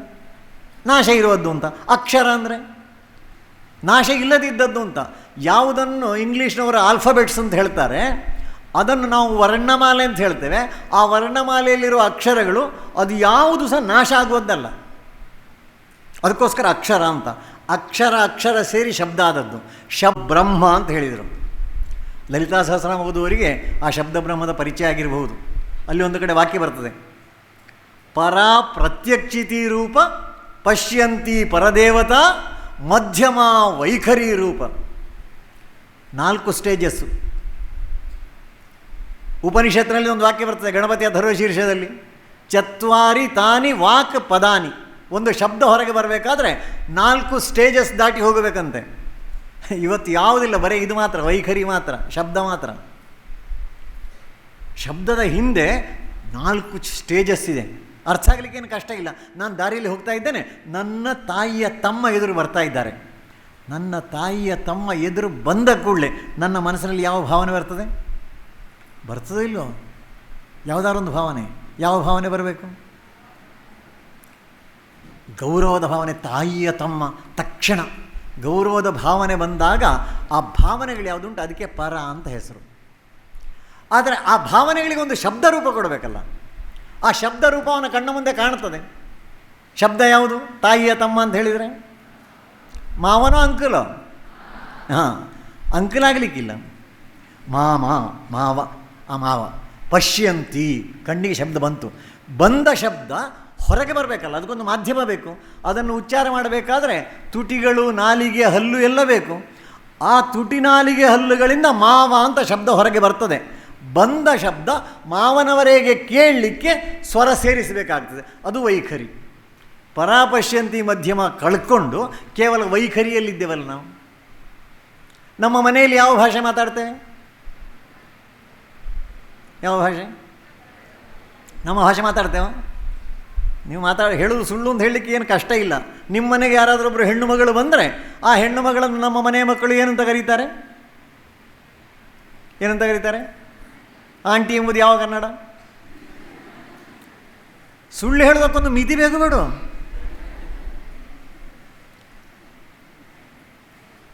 ಹಾಗಾಗಿ ಆಗ ಹೇಳಿದಲ್ಲ ಈ ಕ್ಯೂ ಎಂಬುದು, ಈ ಕ್ಯೂ ಅರಳಬೇಕಾದರೆ ಮಮ್ಮಿ ಡ್ಯಾಡಿ ಅಂಕಲ್ ಆಂಟಿಂದ ಆಗಲಿಕ್ಕಿಲ್ಲ, ಗೊತ್ತಿರಲಿ. ಇವತ್ತೆಲ್ಲ ಶಬ್ದಗಳು ಈ 4 ಶಬ್ದದೊಳಗೆ ಅಂತರ್ಗತ ಆಗಿದೆ. ಸಾಕಾಗೋದಿಲ್ಲ. ನಿಮ್ಮ ಭಾವನೆಗಳು ಅರಬೇಕಾದ್ರೆ, ಇಮೋಷನಲ್ ಕೋಶಂಟ್ ಅಂತ ನಾನು ಯಾವುದು ಹೇಳಿದೆ ಅದು ಅರಳಬೇಕಾದ್ರೆ ನಮ್ಮ ಭಾಷೆ ಬೇಕು. ಮಾಮ, ಅಕ್ಕ, ತಮ್ಮ, ಅಣ್ಣ, ನೀವು ಹೇಳೋ ಶಬ್ದ, ಆ ಶಬ್ದದ ಜೊತೆಗೆ ಭಾವನೆಗಳು ಬರ್ತದಲ್ಲ. ಅಣ್ಣ ಅಂತ ಕರಿಬೇಕಾದ್ರೆ ಒಳಗೆ ಗೌರವದ ಭಾವ. ಅದೇ ಒಬ್ಬ ಇನ್ನೊಬ್ಬನನ್ನು ತಮ್ಮ ಅಂತ ಹೇಳಬೇಕಾದ್ರೆ ಅವನ ಬಗ್ಗೆ ನನಗೊಂದು ಜವಾಬ್ದಾರಿ. ಈ ಭಾವನೆಗಳುಂಟಲ್ಲ, ಇದನ್ನು ಅರಳಿಸುವಂಥ ಜವಾಬ್ದಾರಿ ಶಿಕ್ಷಕನಿಗುಂಟೋ ಇಲ್ಲವೋ? ಈ ದೃಷ್ಟಿಕೋನ ಇಟ್ಟುಕೊಂಡು ನಾವೇನಾದರೂ ಕ್ಲಾಸಲ್ಲಿ ಪಾಠ ಮಾಡ್ತೇವಾ? ಪಾಠ ಮಾಡಿದರೆ ಶಿಕ್ಷಕನಾದದ್ದಕ್ಕೆ ಸಾರ್ಥಕತೆ ಆಯಿತು. ಶಾಲೆಗೆ ನಾನು ಹೋಗಿ ಆ ಶಾಲೆಯ ದೃಷ್ಟಿಯನ್ನು ಬದಲಾಯಿಸುವಲ್ಲಿ ನಾನು ಯಶಸ್ವಿಯಾದೆ. ಆ ಶಾಲೆ ಬಿಟ್ಟು ಮಕ್ಕಳು ಹೋಗಬೇಕಾದ್ರೆ ಒಂದು 20 ವರ್ಷ ಕಳೆದ ನಂತರವೂ ನನ್ನನ್ನು ಮಾರ್ಗದಲ್ಲಿ ನೋಡಿದರೂ ಗುರುತಿಸಿ ಒಂದು ನಮಸ್ಕಾರ ಕೊಡುವಷ್ಟು ಸಂಸ್ಕಾರ ಇದು ಅವರಲ್ಲಿ ಉಳೀತದೆ. ಹಾಗಾಗಿ ಸಂಸ್ಕಾರದ ಮೊದಲ ಭಾಗ ಇಮೋಷನಲ್ ಕೋಶಂಟ್. ಆ ಇಮೋಷನಲ್ ಕೋಶಂಟನ್ನು ಅರಳಿಸಲಿಕ್ಕೆ ನಮ್ಮದೇ ಭಾಷೆ, ಬೇರೆ ಭಾಷೆ ಆಗೋದಿಲ್ಲ. ಸಣ್ಣ ಉದಾಹರಣೆ, ಭಾರತದ ಶಬ್ದ, ಒಂದೊಂದು ಶಬ್ದ ಎಂಥ ಅದ್ಭುತವಾದ. ನಾನು ಪೇಟೆಗೆ ಹೋಗುವಾಗ ಒಳ್ಳೆಯ ಬಾಳೆಗೊನೆ ನೋಡಿದೆ. ಅದರಲ್ಲಿ ಒಂದು kg ಅದರಿಂದ ಬಾಳೆಗೊನೆಯಿಂದ ತೆಗೆದುಕೊಳ್ಳಿಕ್ಕೆ ಹೇಳಿ ಮನೆಗೆ ತೆಕ್ಕೊಂಡು ಹೋದೆ. ಬೆಳಗ್ಗೆ ನನ್ನದೊಂದು ಪೂಜೆ ಮಾಡೋ ಸ್ವಭಾವ. ಪೂಜೆ ಮಾಡುವಾಗ ನನಗೆ ನೆನಪಾಯಿತು, ನಾನು ನಿನ್ನೆ ಬಾಳೆಹಣ್ಣು ತಂದಿದ್ದೇನೆ ಅಂತ. ಪೂಜೆ ಮಾಡುವಾಗ ನಮ್ಮಲ್ಲಿ ಒಂದು ಸಂಪ್ರದಾಯ ಉಂಟು. ಎಂಥದ್ದು? ದೇವರ ಮುಂದೆ ಏನಿಡಬೇಕು? ನೈವೇದ್ಯ. ನನಗೆ ನೆನಪಾಯಿತು ಬಾಳೆಹಣ್ಣದ್ದು. ಹೇಳ್ತಾನೆ ನಾನು ನನ್ನ ಮಗಳ ಹತ್ರ ತಂಗಿ ಹತ್ರ, ಆ ಬಾಳೆಹಣ್ಣು ತಗೊಂಡು ಬಾ ಅಂತ. ನಾನಲ್ಲಿ ನೈವೇದ್ಯಕ್ಕೆ ಇಡ್ತೇನೆ. ನೈವೇದ್ಯಕ್ಕೆ ಇಟ್ಟು ಮಾಡಿದ್ದೆಂಥದ್ದಿಲ್ಲ, 1 ಚಮಚ ನೀರು ಅದರ ಮೇಲೆ ಹಾಕಿದ್ದು. ಆಮೇಲೆ ಒಂದು ಹೂವನ್ನು ತೆಗೆದು ಮೇಲಿಂದ ಇಲ್ಲಿ ಕೆಳಗಿಟ್ಟದ್ದು. ದೇವರಿಂದ ಒಂದು ಹೂ ತೆಗೆದು ಇದರಲ್ಲಿಟ್ಟು ಅದನ್ನು ಈಚೆ ಎಳೀತು ಆ ತಟ್ಟೆಯನ್ನು. ಈಗೇನಾಯ್ತದು? ನಿನ್ನೇನಾಗಿತ್ತು? ಬಾಳೆಹಣ್ಣು. ಬೆಳಗ್ಗೆನಾಯಿತು? ಈಗೇನಾಯಿತು? ಒಂದೇ ಬೇರೆ ಬೇರೆ? ಉತ್ತರ ಹೇಳಲಿ ಕಷ್ಟ. ಒಂದೇ ಬೇರೆ ಬೇರೆಯ? ನೀವು ಇಂಗ್ಲೀಷರ ಹತ್ರ ಕೇಳಿದರೆ ಒಂದೇ. ನಿನ್ನೆಯೂ ಬನಾನ, ಬೆಳಗ್ಗೂ ಬನಾನ, ಈಗಲೂ ಬನಾನ, ಕುಚ್ ನೈ ಬನೇಗ. ಆದರೆ ನಮ್ಮ ಹತ್ರ ಕೇಳಿದರೆ ನಿನ್ನೆ ತಂದಾಗ ಹಣ್ಣು, ಬೆಳಗಿಟ್ಟಾಗ ನೈವೇದ್ಯ, ತೆಕ್ಕೊಂಡಾಗ ಪ್ರಸಾದ. ಎಲ್ಲ ಭಾವನೆಗಳು ಬೆಳೆ. ನೈವೇದ್ಯ ಇಟ್ಟಾಗ ಸಮರ್ಪಣೆ. ಶಿಕ್ಷಣದಿಂದ ಸಿಕ್ಕಬೇಕಾದ ಬಹಳ ದೊಡ್ಡ ಸಂಸ್ಕಾರ ಸಮರ್ಪಣೆ. ಇಷ್ಟೆಲ್ಲ ಮಾಡ್ತೇನಲ್ಲ, ಯಾಕೆ ಮಾಡೋದು ನಾನು? ಯಾಕೆ ಮಾಡೋದು? ನಮ್ಮಲ್ಲಿ ಇದೆಲ್ಲವೂ ಕನ್ನಡದಲ್ಲಿಯೂ ಇದೆ, ಸಂಸ್ಕೃತದಲ್ಲಿಯೂ ಇದೆ. ನಮಗೆ ಅರ್ಥ ಆಗೋ ಭಾಷೆ ಅಂತ ತಗೊಳ್ಬೋದು. ಕೊನೆಗೆ ಪೂಜೆಲ್ಲ ಮುಗಿದ ನಂತರ ಒಂದು ಮಂತ್ರ ಹೇಳೋದುಂಟು. ಕಾಯೇನ ವಾಚ ಮನಸೇಂದ್ರಿಯೇ ಇರುವ ಬುದ್ಧ್ಯಾತ್ಮನಾವ ಪ್ರಕೃತೆ ಸ್ವಭಾವಾತ್ ಕರೋಮಿ ಯದ್ಯತ್ ಸಕಲಂ ಪರಸ್ಮೈ ನಾರಾಯಣಾಯ ಪರಮೇಶ್ವರಾಯ. ಏನು ಬೇಕಾದ್ರೆ ಹೇಳಿ, ಏನು ತೊಂದರೆ ಇಲ್ಲ. ಅರ್ಪಣೆ ಹಿಂದೆ ಭಾಗ, ಅರ್ಪಣೆ ಭಾಗ. ಅದಕ್ಕೆ ಹೇಳೋದು ಸಂಸ್ಕಾರ ಅಂತ. ಈ ಇಮೋಷನಲ್ ಕೋಶಂಟ್ ಮತ್ತು ಕಲ್ಚರಲ್ ಕೋಶಂಟ್ ಅರಳದೇ ಇದ್ದರೆ ನಮ್ಮ ಶಾಲೆಯೂ ಅಲ್ಲ, ನಾನು ಶಿಕ್ಷಕನೂ ಅಲ್ಲ, ಮಕ್ಕಳಿಗೆ ಸಂಸ್ಕಾರವೂ ಸಿಕ್ಕುವುದಿಲ್ಲ. ಇದು ಬೇರೆ ಬೇರೆ ಶಬ್ದಗಳಲ್ಲ. ಶಿಕ್ಷಕ, ಶಾಲೆ ಮತ್ತು ಸಂಸ್ಕಾರ ಇದು ಅಭೇದ, ವ್ಯತ್ಯಾಸ ಮಾಡಲಿಕ್ಕೆ ಆಗೋದಿಲ್ಲ. ಇಂಗ್ಲೀಷ್ನ ಬಗ್ಗೆ ಇಷ್ಟು ಹೇಳ್ತೇವಲ್ಲ, ಇಂಗ್ಲೀಷ್ನಲ್ಲಿ ಪಾಪಕ್ಕೆ ಶಬ್ದ ಎಂಥದ್ದು? ಸಿನ್. ಕರೆಕ್ಟ್ ಇದೆ. ಪುಣ್ಯಕ್ಕೆ ಎಂಥದ್ದು? ಎಷ್ಟು ಜನ ಇದೆ? ಸಿನ್ ತಕ್ಷಣ ಬಂತು. ನಮ್ಮ ದುರಂತವೇ ಇದು. ಒಳ್ಳೆಯದನ್ನು ಗುರುತಿಸಲಿಕ್ಕೆ ಬರೋದಿಲ್ಲ ನಮಗೆ, ಕೆಟ್ಟದನ್ನೇ ಗುರುತಿಸುವುದು ನಾವು. ನಮ್ಮ ಸ್ವಭಾವ ಹಾಗೆ ಆಗಿ ಹೋಗಿದೆ. ಒಬ್ಬ ಶಾಲೆಯ ಮೇಷ್ಟ್ರು ಎಲ್ಲ ಮಕ್ಕಳಿಗೂ, ಸಣ್ಣ ಒಂದು 10 ಜನ ಮಕ್ಕಳಿದ್ದರು, ಆ 10 ಜನ ಮಕ್ಕಳಿಗೆ ಒಂದು ಕಾಗದ ಕೊಡ್ತಾರೆ. ಕಾಗದ ಕೊಟ್ಟು ಆ ಕಾಗದವನ್ನು ನೀವು ದಿಟ್ಟಿಸಿ ನೋಡಬೇಕು. ನೋಡಿದ ನಂತರ ಒಂದು 2 ವಾಕ್ಯದಲ್ಲಿ ನಿಮ್ಮ ಅನಿಸಿಕೆಯನ್ನು ಬರೀಬೇಕು ಅಂತ. ಆ ಕಾಗದದಲ್ಲಿ ಏನಿತ್ತಂದರೆ ಮಧ್ಯದಲ್ಲಿ ಒಂದು ಕಪ್ಪು ಚುಕ್ಕಿ ಹಾಕಿದ್ರು. ಉದ್ದೇಶ ಬರೋಕ ಕಪ್ಪು ಚುಕ್ಕಿ ಹಾಕಿದ್ರು. ಮಕ್ಕಳಿಗೆಲ್ಲರಿಗೂ ಕೊಟ್ಟರು. ಕೊಟ್ಟ ನಂತರ ಮಕ್ಕಳ ಹತ್ರ ಕೇಳಿದರು, ನಿಮ್ಮ ಅನುಭವ ಹೇಳಿ ಅಂತ. ಎಲ್ಲ ಮಕ್ಕಳು ಬರೆದದ್ದು ಒಂದೇ, ನಮಗೆ ಕೊಟ್ಟರು ನಾವು ಅದನ್ನೇ ಮಾಡೋದು. ಏನಂತ ಬರೆದಿರ್ಬೋದು ಹೇಳಿ? ಕೊಟ್ಟ ಕಾಗದದಲ್ಲಿ ಒಂದು ಕಪ್ಪು ಚುಕ್ಕಿ ಇತ್ತು ಅಂತ. ಆಮೇಲೆ ಆ ಮಾಸ್ಟರ್ ಹೇಳ್ತಾರಂತೆ, ಆ ಕಾಗದದ ಅಳತೆ ಒಂದು 25 ಸ್ಕ್ವೇರ್ ಫೀಟ್ ಇದ್ದರೆ, ಸ್ಕ್ವೇರ್ ಇಂಚ್ ಅಥವಾ ಸ್ಕ್ವೇರ್ ಸೆಂಟಿಮೀಟ್ರ್, 25 ಸ್ಕ್ವೇರ್ ಸೆಂಟಿಮೀಟರ್ ಇದ್ದರೆ ಆ ಚುಕ್ಕಿಯ ಅಳತೆ ಬರೇ 1 ಸ್ಕ್ವೇರ್ ಸೆಂಟಿಮೀಟರ್. ನಿಮಗೆ 24 ಸ್ಕ್ವೇರ್ ಸೆಂಟಿಮೀಟರ್ ಸ್ವಚ್ಛ ಭಾರತ ಮಾಡ್ತಾ ಇದ್ದಾರಲ್ಲ, ಅದು ಕಾಣುವುದೇ ಇಲ್ಲ. ಹೌದಲ್ವ? ಮನುಷ್ಯನ ಸ್ವಭಾವ ಎಂಥದ್ದು ಹಾಗಾದರೆ? ನಮ್ಮ ಶಾಲೆಯಲ್ಲಿ ಓದಿದ ಮಕ್ಕಳು ನಕಾರಾತ್ಮಕವಾದನ್ನು ನೋಡಿದರೂ ಸಹ ಅಲ್ಲಿ ಪಾಸಿಟಿವ್ ಯಾವುದು ಉಂಟು ಇದನ್ನು ಹುಡುಕಲಿಕ್ಕೆ ಕಲಿಬೇಕು. ಶಿಕ್ಷಣದ ಉದ್ದೇಶವೇ ಅದು. ನಕಾರಾತ್ಮಕ ತನ್ನಷ್ಟಕ್ಕೆ ಹೊಡೆಯುತ್ತದೆ ನಮಗೆ ಅಲ್ಲ, ಅದರ ಮಧ್ಯದಲ್ಲಿ ಸಕಾರಾತ್ಮಕ ಎಂಥದ್ದು. ಆ ಮಹೇಶ್ ಹೇಳಿದ್ದು ನೋಡಿಯಪ್ಪ, 24 ಸ್ಕ್ವೇರ್ ಸೆಂಟಿಮೀಟರ್ ಬೆಳ್ಳಗಿತ್ತು, ಅದನ್ನು ಹೇಳೋದು ಬಿಟ್ಟು 1 ಸ್ಕ್ವೇರ್ ಸೆಂಟಿಮೀಟರ್ ಕಪ್ಪು ಅಂತ ಹೇಳಿದಿರಲ್ಲ, ದೃಷ್ಟಿ ಸರಿನಾ? ಆ ಒಂದು ಪ್ರಕರಣ ಆ ಮಕ್ಕಳ ಮೇಲೆ ಯಾವ ಪರಿಣಾಮ ಬೀರಿರಬಹುದು? ಒಬ್ಬ ಅಧ್ಯಾಪಕನಿಗೆ ಈ ಜವಾಬ್ದಾರಿ ಉಂಟೋ ಇಲ್ಲೋ? ಹಾಗಾಗಿ ನಕಾರಾತ್ಮಕವಾಗಿರುವಂಥದ್ದು ಜಗತ್ತಿನಲ್ಲಿ ಇರುವುದೇ, ಅದನ್ನು ಏನೂ ಮಾಡಲಿಕ್ಕಾಗೋದಿಲ್ಲ. ನಾವು ಅದರ ಮಧ್ಯದಲ್ಲಿ ಹುಡುಕಲಿಕ್ಕೆ ಕಲಿಸಬೇಕಾದ್ದು ಸಕಾರಾತ್ಮಕವಾಗಿ. ನಮ್ಮ ಈ ದೇಶದ ರಾಷ್ಟ್ರಪತಿಗಳಾಗಿದ್ದಂಥ ಮಾನ್ಯ ಅಬ್ದುಲ್ ಕಲಾಮರು ಇಸ್ರೇಲಿಗೆ ಹೋಗಿದ್ದರು. ಇಸ್ರೇಲಿಗೆ ಅವರು ಹೋದ ದಿವಸ ದಂಗೆ ಆಗಿತ್ತು, ಅಲ್ಲಿ ಒಂದು ಸಣ್ಣ ಪುಟ್ಟ. ಮರುದಿವಸ ಬೆಳಗ್ಗೆ ಅವರು ಪೇಪರ್ ತೆಗೆದು ನೋಡ್ತಾರೆ, ಪೇಪರ್ನ ಫ್ರಂಟ್ ಪೇಜ್ನಲ್ಲಿ ಒಂದು ಉತ್ಕೃಷ್ಟ ಲೇಖನ ಇತ್ತಂತೆ. ಆ ಲೇಖನ ಏನಂದರೆ, ಇಸ್ರೇಲ್ ಎಂಬುದೊಂದು ಮರುಭೂಮಿಯಾಗಿತ್ತು. ಆ ಮರುಭೂಮಿಯನ್ನು ಒಬ್ಬ ವ್ಯಕ್ತಿ ಅವನಿಗೆ ಸಿಕ್ಕಿದ ಜಾಗವನ್ನು ಅದನ್ನು ನಂದನವನವಾಗಿ ಪರಿವರ್ತನೆ ಮಾಡಿದ್ದ. ಆ ನಂದನವನವಾಗಿ ಪರಿವರ್ತನೆ ಮಾಡಿದ್ದಂಥ ಕಾರ್ಯದ ಹಿನ್ನೆಲೆಯಲ್ಲಿ ಆ ಪುಟದಲ್ಲಿ ಮೊದಲ ಪುಟದಲ್ಲಿ ಅದಿತ್ತು. ದಂಗೆ ಇದ್ದಿರಲಿಲ್ಲೋ, ಇತ್ತು ಒಳಗಿನ ಪುಟದಲ್ಲಿ ಎಲ್ಲಿಯೋ ಮೂಲೆಯಲ್ಲಿತ್ತು. ಸುದ್ದಿಗೆ ಜಾಗ ಇಲ್ಲ ಅಂತಲ್ಲ, ಆದರೆ ಯಾವ ಸುದ್ದಿಗೆ ಯಾವಾಗ ಎಲ್ಲಿ ಎಷ್ಟು ಜಾಗ ಕೊಡಬೇಕು? ನಮ್ಮ ಸ್ಥಿತಿ ಎಂಥದ್ದು? ನಮ್ಮ ಟಿ ವಿ ಮಾಧ್ಯಮಗಳು, ನಮ್ಮ ಪತ್ರಿಕೆಗಳು ಯಾವ ಸುದ್ದಿಯನ್ನು ಹೈಲೈಟ್ ಮಾಡ್ತದೆ? ಯಾವುದನ್ನು ಮಾಡಿದ್ದರಿಂದ ಉಪಯೋಗ ಇಲ್ಲೋ ಅದೇ ಹೈಲೈಟ್ ಆಗೋದು. ಹಾಗಾಗಿ ಆ ಸುದ್ದಿಯನ್ನು ಓದಬಾರದು ಅಂತ ಗೊತ್ತಬೇಕಲ್ಲ ಇವನಿಗೆ, ಓದಲೇಬಾರದು ಅಂತಲ್ಲ, ಪ್ರಥಮವಾಗಿ ಅದನ್ನು ಓದಬಾರದು. ಅದನ್ನು ನಮ್ಮ ಮಕ್ಕಳಿಗೆ ಕಲಿಸುವಂಥ ಜವಾಬ್ದಾರಿ ಒಬ್ಬ ಶಿಕ್ಷಕನಿಗೆ. ಭಾಷೆಯ ಬಗ್ಗೆ ಗೌರವ ಬೆಳೆಸಿದಾಗ ಭಾವನೆಗಳು ಅರಳುತ್ತದೆ, ಭಾವನೆಗಳಗೊಳುತ್ತೆ ಸಂಸ್ಕೃತಿ, ಸಂಸ್ಕಾರ ಅದು ಅರಳುತ್ತದೆ. ಇನ್ನು ಕೊನೆಯ ಭಾಗ ಸಂಸ್ಕಾರ. ಸಂಸ್ಕಾರ ಅಂದರೆ ಇಂಥದ್ದು ಸಮ್ಯಕ್ ಕರಣ ಅಂತ ಅರ್ಥ, ಒಳ್ಳೆಯದು ಮಾಡುವುದು ಅಂತ ಅಷ್ಟೇ. ಅದರ ಅರ್ಥ ಏನು? ಒಳಗೆ ಒಳ್ಳೆಯದು ಇದ್ದೇ ಇದೆ. ಯಾಕಂದರೆ ಈ ದೇಶದಲ್ಲಿ ಮಾತ್ರ, ಭಾರತದಲ್ಲಿ ಎಲ್ಲ ಹುಟ್ಟಿದ ಮಕ್ಕಳನ್ನು ಹೇಳೋದು ಅಮೃತಸ್ಯ ಪುತ್ರಾಹ, ಮರಣ ಇಲ್ಲ ಇದ್ದ ಮಕ್ಕಳು ಅಂತ. ಅನೇಕರು ಹೇಳ್ತಾರೆ ನೀವು ಪಾಪಿಗಳು ಅಂತ. ನಮ್ಮ ದೇಶದಲ್ಲಿ ಪಾಪಿಗಳು ಅಂತ ಹೇಳೋ ಕ್ರಮವೇ ಇಲ್ಲ, ಅಮೃತಸ್ಯ ಪುತ್ರಾಹ. ಆದರೆ ಆ ಅಮೃತಸ್ಯ ಪುತ್ರ ಅಂತ ಹೇಳುವಂಥ ಆ ಅಮೃತ ಭಾವನೆ ಉಂಟಲ್ಲ, ಅದರ ಹೊರಗೆ ಅನೇಕ ಆವರಣಗಳಿರ್ತದೆ. ಒಬ್ಬ ಅಧ್ಯಾಪಕನ ಜವಾಬ್ದಾರಿ ಆ ಆವರಣಗಳನ್ನೆಲ್ಲ ನಿಧಾನವಾಗಿ ಆ ಮಗುವಿಗೆ ಗೊತ್ತಾಗದ ಹಾಗೆ ಅದನ್ನು ತೆರೀತಾ ಆ ಅಮೃತತ್ವ ಅವನಿಗೆ ಕಾಣಬೇಕು. ಆ ಅಮೃತತ್ವ ಕಾಣುವುದಕ್ಕೆ ನಮ್ಮ ಹೆಸರು ಸ್ಪಿರಿಚುವಲ್ ಕೋಶಂಟ್ ಅಂತ, ಆಧ್ಯಾತ್ಮಿಕ ಪ್ರವೃತ್ತಿ. ನಮ್ಮ ದೇಶದ ವಿಶೇಷತೆ ಅದು. ಸಣ್ಣ ಸಣ್ಣ ವಿಷಯದಲ್ಲಿಯೂ ಆಧ್ಯಾತ್ಮಿಕತೆ. ಆಧ್ಯಾತ್ಮಿಕತೆ ಅಂತ ಹೇಳಿದ ಕೂಡಲೇ ಅನೇಕರಿಗೆ ಅನ್ನಿಸ್ತದೆ. ಯಾರಾದರೂ ರಾಮಕೃಷ್ಣಾಶ್ರಮದ ಪುಸ್ತಕ ಕೊಟ್ಟರೆ, ಇಲ್ಲ ಒಂದು 80 ವರ್ಷದ ನಂತರ ಅಂದರೆ ಆಧ್ಯಾತ್ಮಿಕ ಓದಬೇಕಾದ ಯಾವಾಗ? ಈಗ 80 ವರ್ಷದ ನಂತರ ಓದಲಿಕ್ಕೆ ಉಂಟಾ? ಆಧ್ಯಾತ್ಮಿಕ ಪುಸ್ತಕಗಳನ್ನು ಓದಬೇಕಾದ್ದು ನಾವು ಸಣ್ಣವರಿರುವಾಗಲೇ. ಯಾಕಂದರೆ ಆಧ್ಯಾತ್ಮಿಕತೆ ಎಂಬುದು, ನಮ್ಮಲ್ಲಿ ಒಂದು ಶಬ್ದ ಉಂಟು, ಅಭ್ಯುದಯ ಮತ್ತು ನಿಶ್ರೇಯಸ್ಸು ಅಂತ. ಅಭ್ಯುದಯ ಅಂದರೆ ನಮ್ಮ ವ್ಯಾವಹಾರಿಕ ಜೀವನದಲ್ಲಿ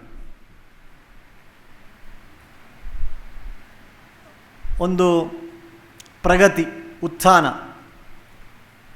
ಭೌತಿಕ ಆಸೆ ಆಕಾಂಕ್ಷೆಗಳೆಲ್ಲ ಈಡೇರುವುದಿದ್ದರೆ ಅದನ್ನು ಅಭ್ಯುದಯ ಅಂತ ಹೇಳೋದು.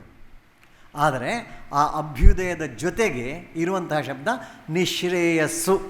ಅಭ್ಯುದಯ ಮತ್ತು ನಿಶ್ರೇಯಸ್ಸು ಎರಡು ಶಬ್ದಗಳಲ್ಲ, ಗೊತ್ತಿರಲಿ. ಅಭ್ಯುದಯ ಮತ್ತು ನಿಶ್ರೇಯಸ್ಸು ಎಂಬುದು ಒಂದೇ ಕಾಯಿನ್, ಒಂದೇ ನಾಣ್ಯದ ಎರಡು ಮುಖಗಳಷ್ಟೇ. ನನಗೆ ಹಣ ಬಂತು, ಪ್ರಾಮಾಣಿಕವಾಗಿ ಒಳ್ಳೆ ರೀತಿಯಲ್ಲೇ ನಾನು ಸಂಪಾದನೆ ಮಾಡಿದ್ದೇನೆ. ಬಂದ ಹಣವನ್ನು ನಾನು ಮಾತ್ರ ಉಪಯೋಗಿಸಿದರೆ ಉತ್ಕರ್ಷ ಅಂತೂ ಆಯಿತು, ಸಮ್ಯಕ್ ಉತ್ಕರ್ಷ ಆಯಿತು. ಆದರೆ ಆ ಬಂದ ಹಣದಲ್ಲಿ ನನಗೆ ಎಷ್ಟು ಬೇಕು ಅದನ್ನು ಪ್ರತ್ಯೇಕ ತೆಗೆದಿಟ್ಟು ಉಳಿದ ಹಣವನ್ನು ಸಮಾಜೋಪಯೋಗಿ ಕೆಲಸ ಆಗುವ ಹಾಗೆ ಅದನ್ನು ವಿನಿಯೋಗ ಮಾಡಿದರೆ ಅದರಿಂದ ಸಿಕ್ಕುವ ಆನಂದ ಯಾವುದುಂಟು ಅದು ನಿಶ್ರೇಯಸ್ಸು. ಹಾಗಾಗಿ ಸಮುತ್ಕರ್ಷ ಮತ್ತು ನಿಶ್ರೇಯಸ್ಸು ಅದು ಎರಡು ಒಂದೇ ನಾಣ್ಯದ ಎರಡು ಭಾಗಗಳು. ನಮ್ಮ ಶಾಲೆಯಲ್ಲಿ ಓದಿದ ಮಕ್ಕಳಿಗೆ ಈ ಉತ್ಕರ್ಷ ಮತ್ತು ನಿಶ್ರೇಯಸ್ಸು ಇದು ಎರಡರ ಪರಿಚಯ ಮಾಡಿಕೊಡ್ಬೇಕು ನಾವು. ಅನೇಕ ಕಡೆಗಳಲ್ಲಿ ಹೇಳ್ತೇವೆ ನಾವು, ಯಾರೋ ಒಬ್ಬ ದಾರಿಯಲ್ಲಿ ಬರಬೇಕಾದ್ರೆ ಒಬ್ಬ ಕುರುಡ ಸಿಕ್ಕಿದ ಅಂತ ಇಟ್ಕೊಳ್ಳಿ. ನಮ್ಮ ಶಾಲೆಯ ಒಬ್ಬ ವಿದ್ಯಾರ್ಥಿ ಆ ಕುರುಡನನ್ನು ಕೈ ಹಿಡಿದು ಎಲ್ಲಿ ಹೋಗಬೇಕು, ಆಚೆ ದಾಟಬೇಕಲ್ಲ, ನಾನು ದಾಟಿಸ್ತೇನೆ. ಅವ ದಾಟಿಸ್ತಾನೆ, ಕೈ ಹಿಡಿದು ಆಚೆ ದಾಟಿಸಿ ಅವನಿಗೆ ಹೋಗಬೇಕಾದಲ್ಲಿ ಮುಟ್ಟಿಸಿ ಅವ ಶಾಲೆಗೆ ಬರ್ತಾನೆ ಅಂತ ಇಟ್ಕೊಳ್ಳಿ. ಆ ದಿವಸ ಅವನಿಗೆ ಪಾಠ ಮಾಡಿದ್ದು ಹೆಚ್ಚು ಅರ್ಥ ಆದೀತೋ ಇಲ್ವೋ? ಆಧ್ಯಾತ್ಮಿಕತೆ ಅಂದರೆ ಅದು. ಆಧ್ಯಾತ್ಮಿಕತೆ ಅಂದರೆ ವಯಸ್ಸಾದವರು ಮೂಗಿನ ಮೇಲೆ ಬೆರಳಿಟ್ಟು ಜಪ ಮಾಡೋದಲ್ಲ, ನಾವು ತಿಳ್ಕೊಂಡು ಹಾಗಲ್ಲ. ಹಾಗಾಗಿ ನಿಶ್ರೇಯಸ್ಸು ಮತ್ತು ಅಭ್ಯುದಯ ಇದು ಎರಡನ್ನು ಸಮನ್ವಯ ಮಾಡಿ ಜೀವನವನ್ನು ನೋಡುವಂಥ ದೃಷ್ಟಿ ನಮ್ಮ ಮಕ್ಕಳಿಗೆ ಸಿಕ್ಕಬೇಕು. ಆ ಸಿಕ್ಕುವಂಥ ವಯಸ್ಸು ಯಾರು B.Ed ಶಾಲೆಯಲ್ಲಿ B.Ed ಓದ್ತಾ ಇದ್ದಾರೆ ಅವರ ಕೈಗೆ ಸಿಕ್ಕುವ ಎಲ್ಲ ಮಕ್ಕಳು ಅಂಥವರು. ಅಂದರೆ ಅವರ ಜೀವನದಲ್ಲಿ ಬದಲಾವಣೆ ಆಗುವ ಸ್ಟೇಜಿನಲ್ಲಿ ನಮ್ಮ ಹತ್ತಿರ ಬರೆದವರು. ಆ ಸಮಯದಲ್ಲಿ ಪಾಠದ ಜೊತೆಗೆ ಇದೆಲ್ಲವನ್ನು ಅವರಿಗೆ ಸಿಕ್ಕುವ ಹಾಗೆ ಮಾಡಿದರೆ ಅದ್ಭುತ ಸಾಧನೆ ಮಾಡಿದ ಹಾಗಾಯಿತು. ಆ ಜವಾಬ್ದಾರಿಯನ್ನು ಅಧ್ಯಾಪಕರಾದ ನಾವೆಲ್ಲ ಹೊತ್ತುಕೊಳ್ಬೇಕಾಗಿದೆ. ಸುಲಭ ಇಲ್ಲ, ಹೇಳಿದಷ್ಟು ಸುಲಭ ಇಲ್ಲ, ಮಾಡಲಿಕ್ಕೂ ಕಷ್ಟ ಉಂಟು. ಕೇಳಿದರೆ ಅನೇಕ ಕಾರಣ ಹೇಳ್ಬೋದು. ನೀವೆಲ್ಲ ಹೇಳೋದೆಲ್ಲ ಹೌದು, ನಮ್ಮ ಮ್ಯಾನೇಜ್ಮೆಂಟ್ ಸರಿ ನಿಮ್ಗೆ ಗೊತ್ತಿಲ್ಲ, ಒಂದು ಸರ್ತಿ ಬನ್ನಿ ಮುಗೀತಲ್ಲ. ಮಾಡದೇ ಇರಲಿಕ್ಕೆ ಕಾರಣ ಮ್ಯಾನೇಜ್ಮೆಂಟು. ನನ್ನನ್ನು ವಿರೋಧ ಮಾಡೋ ಮ್ಯಾನೇಜ್ಮೆಂಟ್ ಇದ್ದಾಗಲೂ ಆ ಮ್ಯಾನೇಜ್ಮೆಂಟ್ನವರ ಮನೆಗೆ ಹೋಗಿ ಕೂತ್ಕೊಂಡು ಅವರನ್ನು ಕನ್ವಿನ್ಸ್ ಮಾಡಿ ಮಾಡತಕ್ಕದ್ದು ಅಂತ ಹೇಳುವಂಥ ಒಂದು ಪ್ರಕ್ರಿಯೆಗೆ ನಾವೇನಾದರೂ ಚಾಲನೆ ಕೊಟ್ಟರೆ ಆಗ ಮಾಡಬೇಕಾದ್ದು ಆಗಬೇಕಾದ್ದು ಆಗ್ತದೆ. ಅದನ್ನೇ ಹೇಳೋದು ಸಂಸ್ಕಾರ ಅಂತ. ಆಗಬೇಕಾದ್ದು ವ್ಯಕ್ತಿಯಲ್ಲಿ ಬದಲಾವಣೆಗಳು. ಇವತ್ತು ಎಲ್ಲರ ದೃಷ್ಟಿ ಬದಲಾಗಿದೆ. ಆ ಬದಲಾದ ದೃಷ್ಟಿಯನ್ನು ಮತ್ತೆ ತರಬೇಕಾಗಿದೆ. ಇವತ್ತು ಶಾಲೆಗೆ ಹೋಗಲಿಕ್ಕೆ ಒಂದು ಉದ್ದೇಶ ಉಂಟು. ಯಾರ ಹತ್ರ ಬೇಕಾದ್ರೂ ಕೇಳಿ, ಸಾಮಾನ್ಯ ಅತ್ಯಂತ ನಿರ್ಧನ ಪರಿವಾರದಲ್ಲಿರುವಂಥ ಮಗುವಿನ ಬಗ್ಗೆ ಆ ಮಗುವಿನ ಅಮ್ಮನ ಆಸೆ ಎಂಥದ್ದು, ನನ್ನ ಮಗ ಏನಾಗಬೇಕು.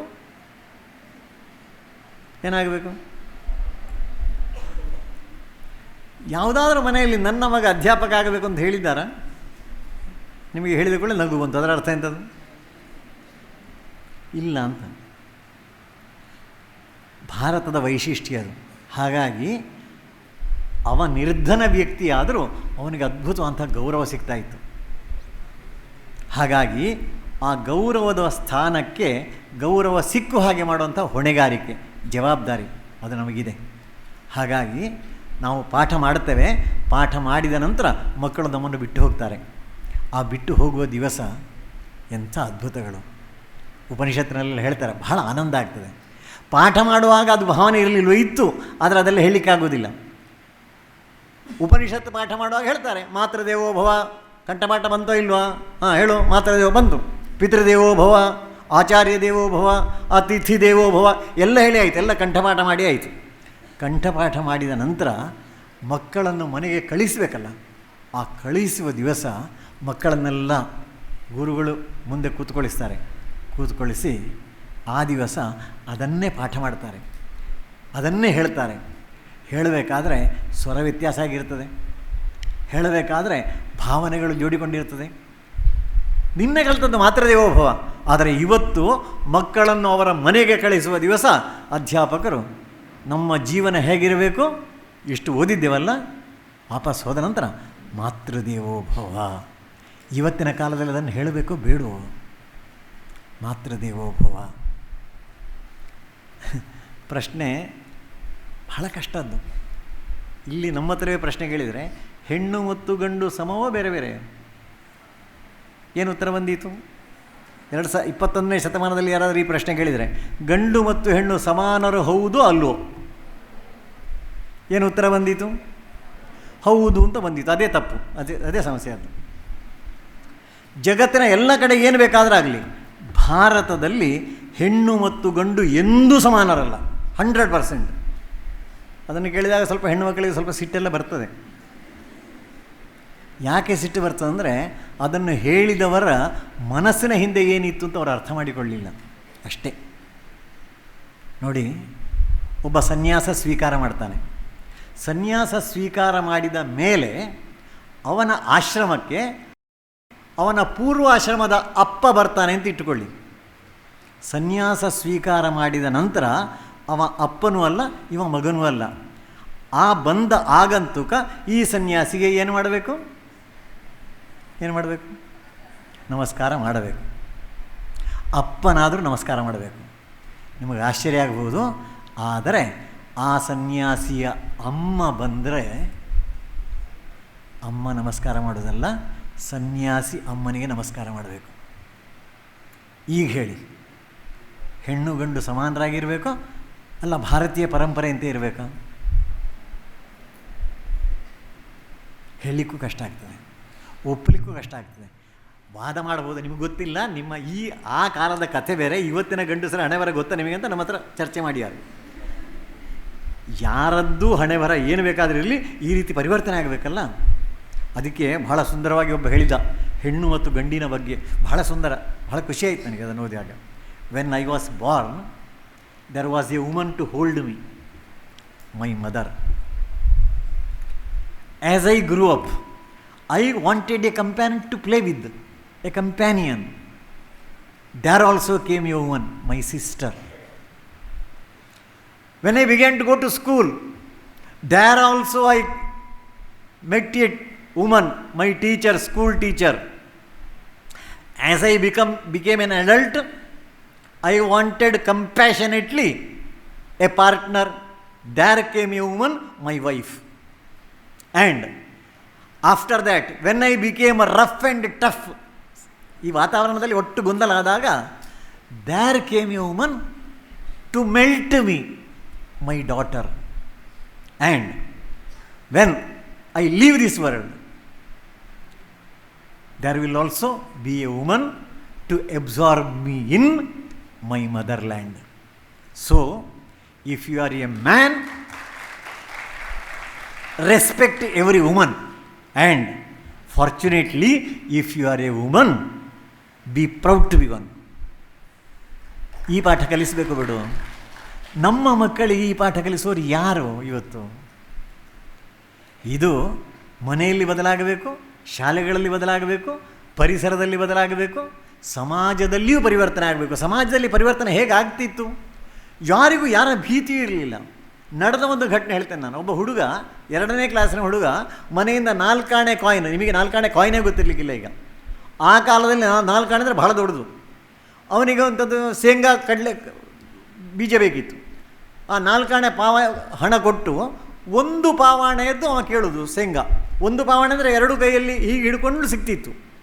1 ಪಾವಾಣೆ ಅಂದರೆ 4 ಆಣೆಗೆ 16 ಪಾವಾಣೆ. ಆ 16 ಪಾವಣೆಯಲ್ಲಿ 1 ಪಾವಣೆಯದ್ದು ಶೇಂಗಾ ಕೊಡಿ ಅಂತ ಆ ಅಂಗಡಿಯವ ಶೇಂಗಾ ಕೊಟ್ಟ. 4 ಆಣೆ ಒಳಗಿಟ್ಟ, ಮಾತಾಡಲಿಲ್ಲ. ಹುಡುಗನಿಗೆ ಗಾಬರಿ ಆಯಿತು. ಅವನಿಗೆ 3 ಆಣೆ ಮತ್ತು 3 ಪಾವಾಣೆ ವಾಪಸ್ ಕೊಡಬೇಕು, ಅಂಗಡಿಯವ ಕೊಡಲಿಲ್ಲ. ಕೊಡದೇ ಇದ್ದಾಗ ಹುಡುಗನಿಗೆ ಅವ ಕೇಳಿದ, ಚಿಲ್ಲರೆ ಬೇಕಿತ್ತಲ್ಲ? ಇಲ್ಲ, ಸಂಜೆ ನಿನ್ನ ಅಪ್ಪ ಬರ್ತಾರೆ, ಕೊಡ್ತೇನೆ. ಅಷ್ಟು ಹೇಳಿದ ಕೂಡಲೇ ಹುಡುಗ ಅಳ್ಳಿಕ್ಕೆ ಶುರು ಮಾಡಿದ. ಯಾಕಂತಂದರೆ ಈ ಅಂಗಡಿಯವನಿಗೆ ಗೊತ್ತಿತ್ತು, ಈ 4 ಆಣೆ ಯಾವ ಮಗುವಿನ ಕೈಯಲ್ಲೂ ಸಿಗಲಿಕ್ಕಿಲ್ಲ. ಆಗ ಇವ ಅದನ್ನು ಕದ್ದಿರಲೇಬೇಕು ಅಂತ ಅವನು ನಿಶ್ಚಯ ಮಾಡಿದ. ಅವನನ್ನು ತಿದ್ದಬೇಕು. ತಿದ್ದೋದಕ್ಕೋಸ್ಕರ ನಿನ್ನ ಅಪ್ಪನ ಹತ್ರ ಕೊಡ್ತೇನೆ ಅಂತ ಹೇಳಿದ. ಅವ ಅಳ್ಳಿಕ್ಕೆ ಶುರು ಮಾಡುವಾಗ ಏನಾಯ್ತಪ್ಪ ಅಂತ ಕೇಳಿದಾಗ ಅವ ಹೇಳ್ತಾನೆ, ಆ ಮಗು ಹೇಳ್ತದೆ, ಇಲ್ಲ ನಾನು ತಂದೆ ಜೋಬನಿಂದ ಕದ್ದೆ ಅಂತ. ಆಗ ಈ ಅಂಗಡಿಯವ ಹೇಳ್ತಾನೆ, ಚಿಂತೆ ಇಲ್ಲ, ಈ ನಾಣ್ಯವನ್ನು ಕೊಂಡೋಗಿ ಅಲ್ಲೇ ಇಡು, ನೀನು ಎಲ್ಲಿಂದ ತೆಗೆದಿದ್ದಿ ಅಲ್ಲೇ ಇಡು, ನಾಳೆ ವಾಪಸ್ ಬಾ, ಅಲ್ಲಿ ಇಟ್ಟಿದ್ದೇನೆ ಅಂತ ಹೇಳು, ನಿನಗೆ 1 ಪಾವಣೆಯ ಶೇಂಗಾ ಫ್ರೀ ಕೊಡ್ತಾನೆ ಉಚಿತವಾಗಿ. ಆ ಮಗು ಮರುದಿವಸ ಹಾಗೆ ಮಾಡಿತು. ಆದರೆ ಮಗುವಿನ ಅಪ್ಪನಿಗೆ ಸಂಶಯ ಆಯಿತು. ಯಾಕಂದರೆ ಅವನ ಜೋಬಿನಿಂದ 4 ಆಣೆ ಬೆಳಗ್ಗೆ ಕಾಣೆ ಆಗಿತ್ತು, ರಾತ್ರಿ ಬಂದು ನೋಡುವಾಗ ಇತ್ತು. ಮತ್ತು ಮಕ್ಕಳು ಏನು ಮಾಡ್ತಾರೆ ಅಂತ ಎಲ್ರಿಗೂ ಗೊತ್ತಲ್ಲ. ಹೋಗುವ ದಾರಿಯಲ್ಲಿ, ಶಾಲೆಗೆ ಹೋಗುವ ದಾರಿಯಲ್ಲಿ ಅಂಗಡಿಯಲ್ಲಿ ಉಂಟು, ಅಲ್ಲಿಗೆ ಹೋಗ್ತಾರೆ ಅಂತ. ಆ ಅಪ್ಪ ಬಂದ ಅಂಗಡಿಗೆ. ನನ್ನ ಮಗ ನಿಮ್ಮಲ್ಲಿ ಬಂದಿದ್ನ? ಸುಳ್ಳು ಹೇಳಬೇಕಾ ಸತ್ಯ ಹೇಳಬೇಕಾ? ಸತ್ಯ ಹೇಳಬೇಕು. ಹೌದು. ನಿಮಗೆ 4 ಆಣೆ ಏನಾದ್ರು ಕೊಟ್ಟನಾ? ಆಗ ಅಂಗಡಿ ಹೇಳ್ತಾನೆ, ನೋಡಿ ಮಗು ತಪ್ಪು ಮಾಡಿದೆ, ಆ ತಪ್ಪನ್ನು ತಿದ್ದಲಿಕ್ಕೆ ನಾನು ಪ್ರಯತ್ನ ಮಾಡಿದೆ, ನೀವು ಅದನ್ನೇ ಮಾಡಬೇಕು. ನಿಮಗೆ ಆ 4 ಆಣೆ ಸಿಕ್ಕಿದೋ ಇಲ್ವೋ? ಸಿಕ್ಕಿದೆ ಅಂತ ಮಗು ನನ್ನ ಹತ್ರ ಹೇಳಿದೆ. ಇವತ್ತು ಅವನಿಗೆ ಮತ್ತೆ 1 ಪಾವಣೆಯದ್ದು ನಾನು ಫ್ರೀ ಶೇಂಗಾ ಕೊಟ್ಟಿದ್ದೇನೆ. ಮಗು ನಿಮ್ಮದಾಗಿರ್ಬೋದು, ಅದರದ್ದು ಸಂಸ್ಕಾರ ಅರಳಿಸುವ ಜವಾಬ್ದಾರಿ ಎಲ್ಲರದ್ದು ಉಂಟಲ್ಲ. ಮಗುವನ್ನು ಹೋಗಿ ಜೋರು ಮಾಡಬೇಡಿ, ಮರೆತು ಬಿಡಿ. ಇವತ್ತು ಆ ರೀತಿ ಮಾಡೋ ಧೈರ್ಯ ಯಾವುದಾದ್ರೂ ಸಮಾಜದ ಬಂಧುಗಳಲ್ಲಿ ಇದೆಯಾ? ಇವತ್ತು ಅನೇಕ ಜಿಹಾದ್ಗಳನ್ನು ಕೇಳ್ತೇವೆ ನಾವು. ಆ ಜಿಹಾದ್ಗಳ ಬಗ್ಗೆ ಗೊತ್ತಿದ್ದವ ಆ ಮನೆಗೆ ಹೋಗಿ ನಿಮ್ಮ ಮನೆಯ ಹುಡುಗನೋ ಹುಡುಗಿಯೋ ಸಿಕ್ಕಾಕೊಂಡಿದ್ದಾರೆ ಅಂತ ಹೇಳುವ ತಾಕತ್ತು ಇವತ್ತು ನಮ್ಮ ಮನೆ ಮಂದಿಗುಂಟ? ಅರ್ಥ ಏನು? ಸಮಾಜವೂ ಬದಲಾಗಬೇಕಾಗಿದೆ. ಹಾಗಾಗಿ ಪರಿವರ್ತನೆ ಒಂದು ಕಾಲಘಟ್ಟದಲ್ಲಿದ್ದೇವೆ. ಇದರ ಅರ್ಥ ಎಲ್ಲವೂ ಹಾಳಾಗಿದೆ ಅಂತಲ್ಲ, ಎಲ್ಲವೂ ಚೆನ್ನಾಗಿಯೇ ಇದೆ, ಗೊತ್ತಿರಲಿ, ಎಲ್ಲವೂ ಚೆನ್ನಾಗಿದೆ. ಸಣ್ಣ ಉದಾಹರಣೆ, ಈ ಪತಂಜಲಿ ಯೋಗ ಸೂತ್ರಗಳಿಗೆ ಸಾವಿರಾರು ವರ್ಷ ಆಯಿತು, ಅದರಷ್ಟಕ್ಕೆ ಇತ್ತು ಪತಂಜಲಿ ಯೋಗ ಸೂತ್ರ. ಆ ಯೋಗ ಸೂತ್ರದಲ್ಲಿ 2 ವರ್ಷ ಹಿಂದೆ ಈ ದೇಶದ ಪ್ರಧಾನಿ ವಿದೇಶಕ್ಕೆ ಹೋದರು, ಮಾತನಾಡುವಾಗ ಯೋಗದ ಬಗ್ಗೆ ಮಾತನಾಡಿದರು. ಯೋಗ ಅದು ಜಗತ್ತಿಗೆ ಸಂಬಂಧಪಟ್ಟದ್ದು, ಬರೀ ಭಾರತದ ಸೊತ್ತಲ್ಲ ಅದು ಅಂತ ಅಲ್ಲಿ ಭಾಷಣ ಮಾಡಿದರು. 2 ತಿಂಗಳಿನಲ್ಲಿ ಯೋಗಕ್ಕೆ ವಿಶ್ವ ಯೋಗ ದಿನದಲ್ಲಿ ಪಾಲ್ಗೊಳ್ಳೋ ಯೋಗ ಬಂತು. ವಿಚಿತ್ರ ಅಲ್ವ? ಹಾಗೆಯೇ ಅಂತಹ ಅನೇಕ ಯೋಗಗಳು ಮುಂದೆ ಬರಲಿಕ್ಕುಂಟು. ಬರಬೇಕಾದರೆ ಭರಿಸುವ ಜವಾಬ್ದಾರಿ ಸಮಾಜವನ್ನು ತಿದ್ದುವಂಥ ಅಧ್ಯಾಪಕರಿಗೆ ಮಾತ್ರ ಇರೋದು. ಬೇರೆ ಯಾರು ಯೋಚನೆ ಮಾಡಲಾರು, ಬೇರೆ ಯಾರು ಯೋಚನೆ ಮಾಡಲಿಕ್ಕಿಲ್ಲ. ಯೋಚನೆ ಮಾಡುವಂಥ ಶಕ್ತಿ ಭಗವಂತ ನಮಗೆ ಕೊಟ್ಟಿದ್ದಾನೆ. ಹಾಗಾಗಿ ಪಾಠದ ಜೊತೆಗೆ ಒಂದು 5-10 ನಿಮಿಷ ತೆಕ್ಕೊಂಡು, ಯೋಗ ಅಂದರೆ ಬರೇ ಶಬ್ದ ಮಾತ್ರ ಅಲ್ಲ. ಆ ಯೋಗ ಅಷ್ಟಾಂಗ ಯೋಗ ಅಂತ ಹೇಳ್ತಾರೆ. ಆ ಅಷ್ಟಾಂಗದಲ್ಲಿ ಕೊನೆಯ 4 ಕಷ್ಟ, ಅದನ್ನು ಬಿಡಿ, ಅದನ್ನು ಮತ್ತೆ ಪುರುಷೋತ್ತರಲ್ಲಿ ಅರ್ಥ ಮಾಡಿಕೊಂಡ್ರೆ ಸಾಕು. ಪ್ರಾರಂಭದ 4 ಉಂಟಲ್ಲ, ಅದು ಅದ್ಭುತವಾದ್ದು. ನಮ್ಮ ಮಕ್ಕಳಿಗೆ ಅದನ್ನು ಕಲಿಸಬೇಕು. ಬಿಡು. ಮೊದಲ 2 ಯಮ ನಿಯಮ. ಯಮ ಅಂದರೆ ಸೋಷಿಯಲ್ ವ್ಯಾಲ್ಯೂಸ್, ನಿಯಮ ಅಂದರೆ individual values. Social values are more important than individual values. ಅದಕ್ಕೋಸ್ಕರ ಮೊದಲು ಯಮ ಹೇಳಿದರು, ಆಮೇಲೆ ನಿಯಮ ಹೇಳಿದರು, ಆಮೇಲೆ ಆಸನ ಹೇಳಿದರು, ಅದಾದಮೇಲೆ ಪ್ರಾಣಾಯಾಮ ಹೇಳಿದರು. ಇದನ್ನು 4 ಯಾರು ಬೇಕಾದರೂ ಸ್ವಲ್ಪ ಗಮನ ಕೊಟ್ಟರೆ ಪುಸ್ತಕ ಓದಿಯೂ ಮಾಡಬಹುದು. ಅದರ ನಂತರದ್ದು ಧ್ಯಾನ, ಧಾರಣ, ಪ್ರತ್ಯಾಹಾರ, ಸಮಾಧಿ, ಅದೆಲ್ಲ ಅಷ್ಟು ಬೇಗ ಅರ್ಥ ಆಗೋದಲ್ಲ, ನನಗೂ ಅರ್ಥ ಆಗಿಲ್ಲ, ಹಾಗಾಗಿ ಅದರ ಬಗ್ಗೆ ನಾನು ಮಾತಾಡಲಿಕ್ಕೆ ಹೋಗಿಲ್ಲ. ಆದರೆ ಇದು ಅರ್ಥ ಆಗಿದೆ ಸ್ವಲ್ಪ. ಜೀವನ ಮೌಲ್ಯಗಳು ಹೇಳಿದ್ರಲ್ಲ, ಜೀವನ ಮೌಲ್ಯ ಅಂತ. ಈ ಜೀವನ ಮೌಲ್ಯಗಳೇ ಯಮ ನಿಯಮಗಳಲ್ಲಿ ಕೊಟ್ಟಿದ್ದಾರೆ. ಯಮ ಅಂದರೆ ಎಂಥದ್ದು? ಅಹಿಂಸಾ, ಸತ್ಯ, ಅಸ್ತೇಯ, ಬ್ರಹ್ಮಚರ್ಯ, ಅಪರಿಗ್ರಹ ಯಮಾಹ. ಹಿಂಸೆ ಮಾಡಬಾರದು, ಸುಳ್ಳು ಹೇಳಬಾರ್ದು. ಹಾಗೆ ನೆಗೆಟಿವ್ ಹೇಳಿದ್ದು ಅಂತಲ್ಲ, ನೆಗೆಟಿವ್ ಪಾಸಿಟಿವ್ ಎಲ್ಲವೂ ಸೇರಿಸಿದೆ. ಅಸ್ತೇಯ, ಕದಿಯಬಾರದು. ಬ್ರಹ್ಮಚರ್ಯ, ಇವತ್ತಿನ ದಿವಸದಲ್ಲಿ ಬೇಕಾದ್ದು. ಯಾರ್ಯಾರ ಕೈಯಲ್ಲಿ ಮೊಬೈಲ್ ಉಂಟೋ ಅವ ಆಲೋಚನೆ ಮಾಡಬೇಕು. ನೀವು ಸುಮ್ಮಗೆ ಆನ್ ಮಾಡಿದರೆ ಸಾಕು, ಬೇಡ ಇದ್ದದೇ ಬರೋದು ಅದರಲ್ಲಿ. ನಾವು ಕೇಳಿ ಬರೋದಲ್ಲ. ಎಂಥ ಗ್ರಾಚಾರ ಇದು? ಕೇಳಿದವನಿಗೆ ಸಿಕ್ಕೊಳ್ಳಿ, ಬೇಡ, ಅಡ್ಡಿಲ್ಲ. ನಮಗೆ ನ್ಯೂಸ್ ಬೇಕು, ನಮಗೆ ಇಲ್ಲದ್ರೆ ಯಾರ್ದು ಮೊಬೈಲ್ನಲ್ಲಿ ಮಾತುಕತೆ ಆಗಿದೆ ಅಂಥದ್ದು ಬೇಕು. ಆದರೆ ನೀವು ಒತ್ತಿದ ಕೊಳ್ಳೆ ಬರೋದು ಇದು, ಬೇಡದಿದ್ದದ್ದೇ. ಏನಿದು ಮೌಲ್ಯ? ಬ್ರಹ್ಮಚರ್ಯ ಸತ್ತು ಹೋಯಿತು. ಅಪರಿಗ್ರಹಕ್ಕೆ ಈ ಅಡ್ವರ್ಟೈಸ್ಮೆಂಟ್ನವರು ಬಿಡುವುದೇ ಇಲ್ಲ. ಬೋರ್ಡ್ ಹಾಕ್ತಾರೆ, ಬೈ 1 get 1 ಫ್ರೀ. ಮುಗೀತಾನೆ, ಹೋಗಿ ತಗೊಳ್ತಾನೆ ಇವ. ನೀನು ಯಾಕೆ ಹೋದ್ದು? ಅಲ್ಲ, ಆ ಫ್ರೀ ಸಿಕ್ಕುದು ವೇಸ್ಟ್ ಆಗಬಾರ್ದಲ್ಲ, ಮತ್ತೇನಿಲ್ಲ, ಇವನಿಗೆ ಬೇಡ, ಆ ಫ್ರೀ ಸಿಕ್ಕುದು ವೇಸ್ಟ್ ಆಗಬಾರ್ದು ಅಂತ ಹೋದ್ದು. ಎಂಥದ್ದು ಇದು? ಅಪರಿಗ್ರಹ ಅಂದರೆ ನನಗೆ ಬೇಡದಿದ್ದ ವಸ್ತು ನನ್ನ ಮನೆಗೆ ಬರಬಾರದು.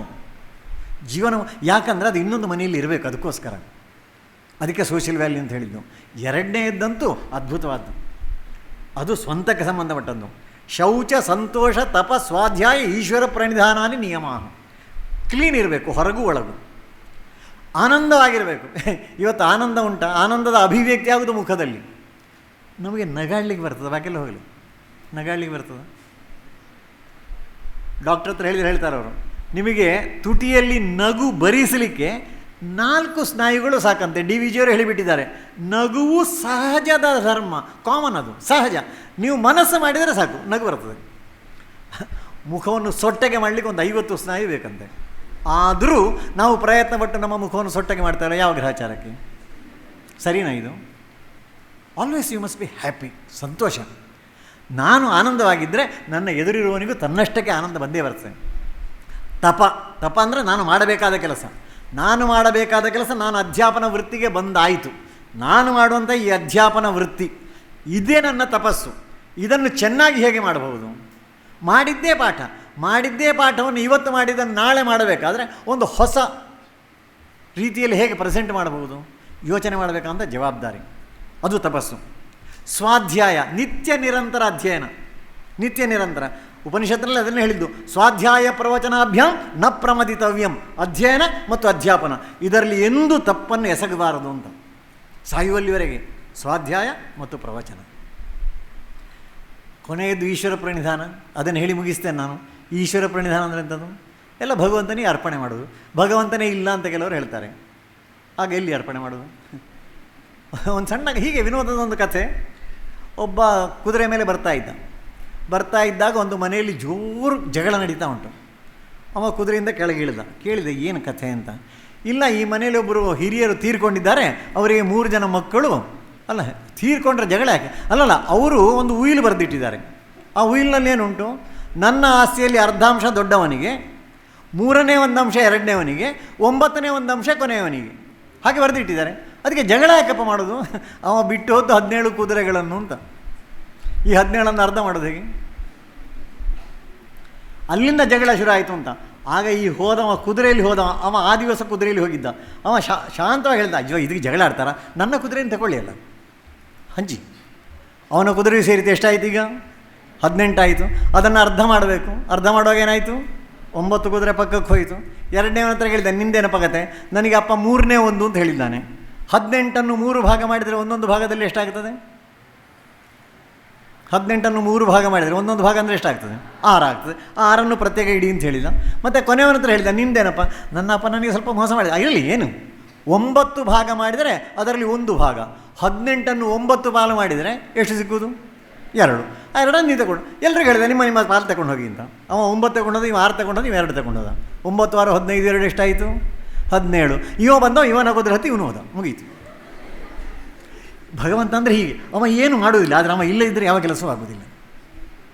ಇದು ವಿಶೇಷ. ಇಂತಹ ಅದನ್ನೇ ಹೇಳಿದ್ದು ಈಶ್ವರ ಪ್ರಣಿಧಾನ.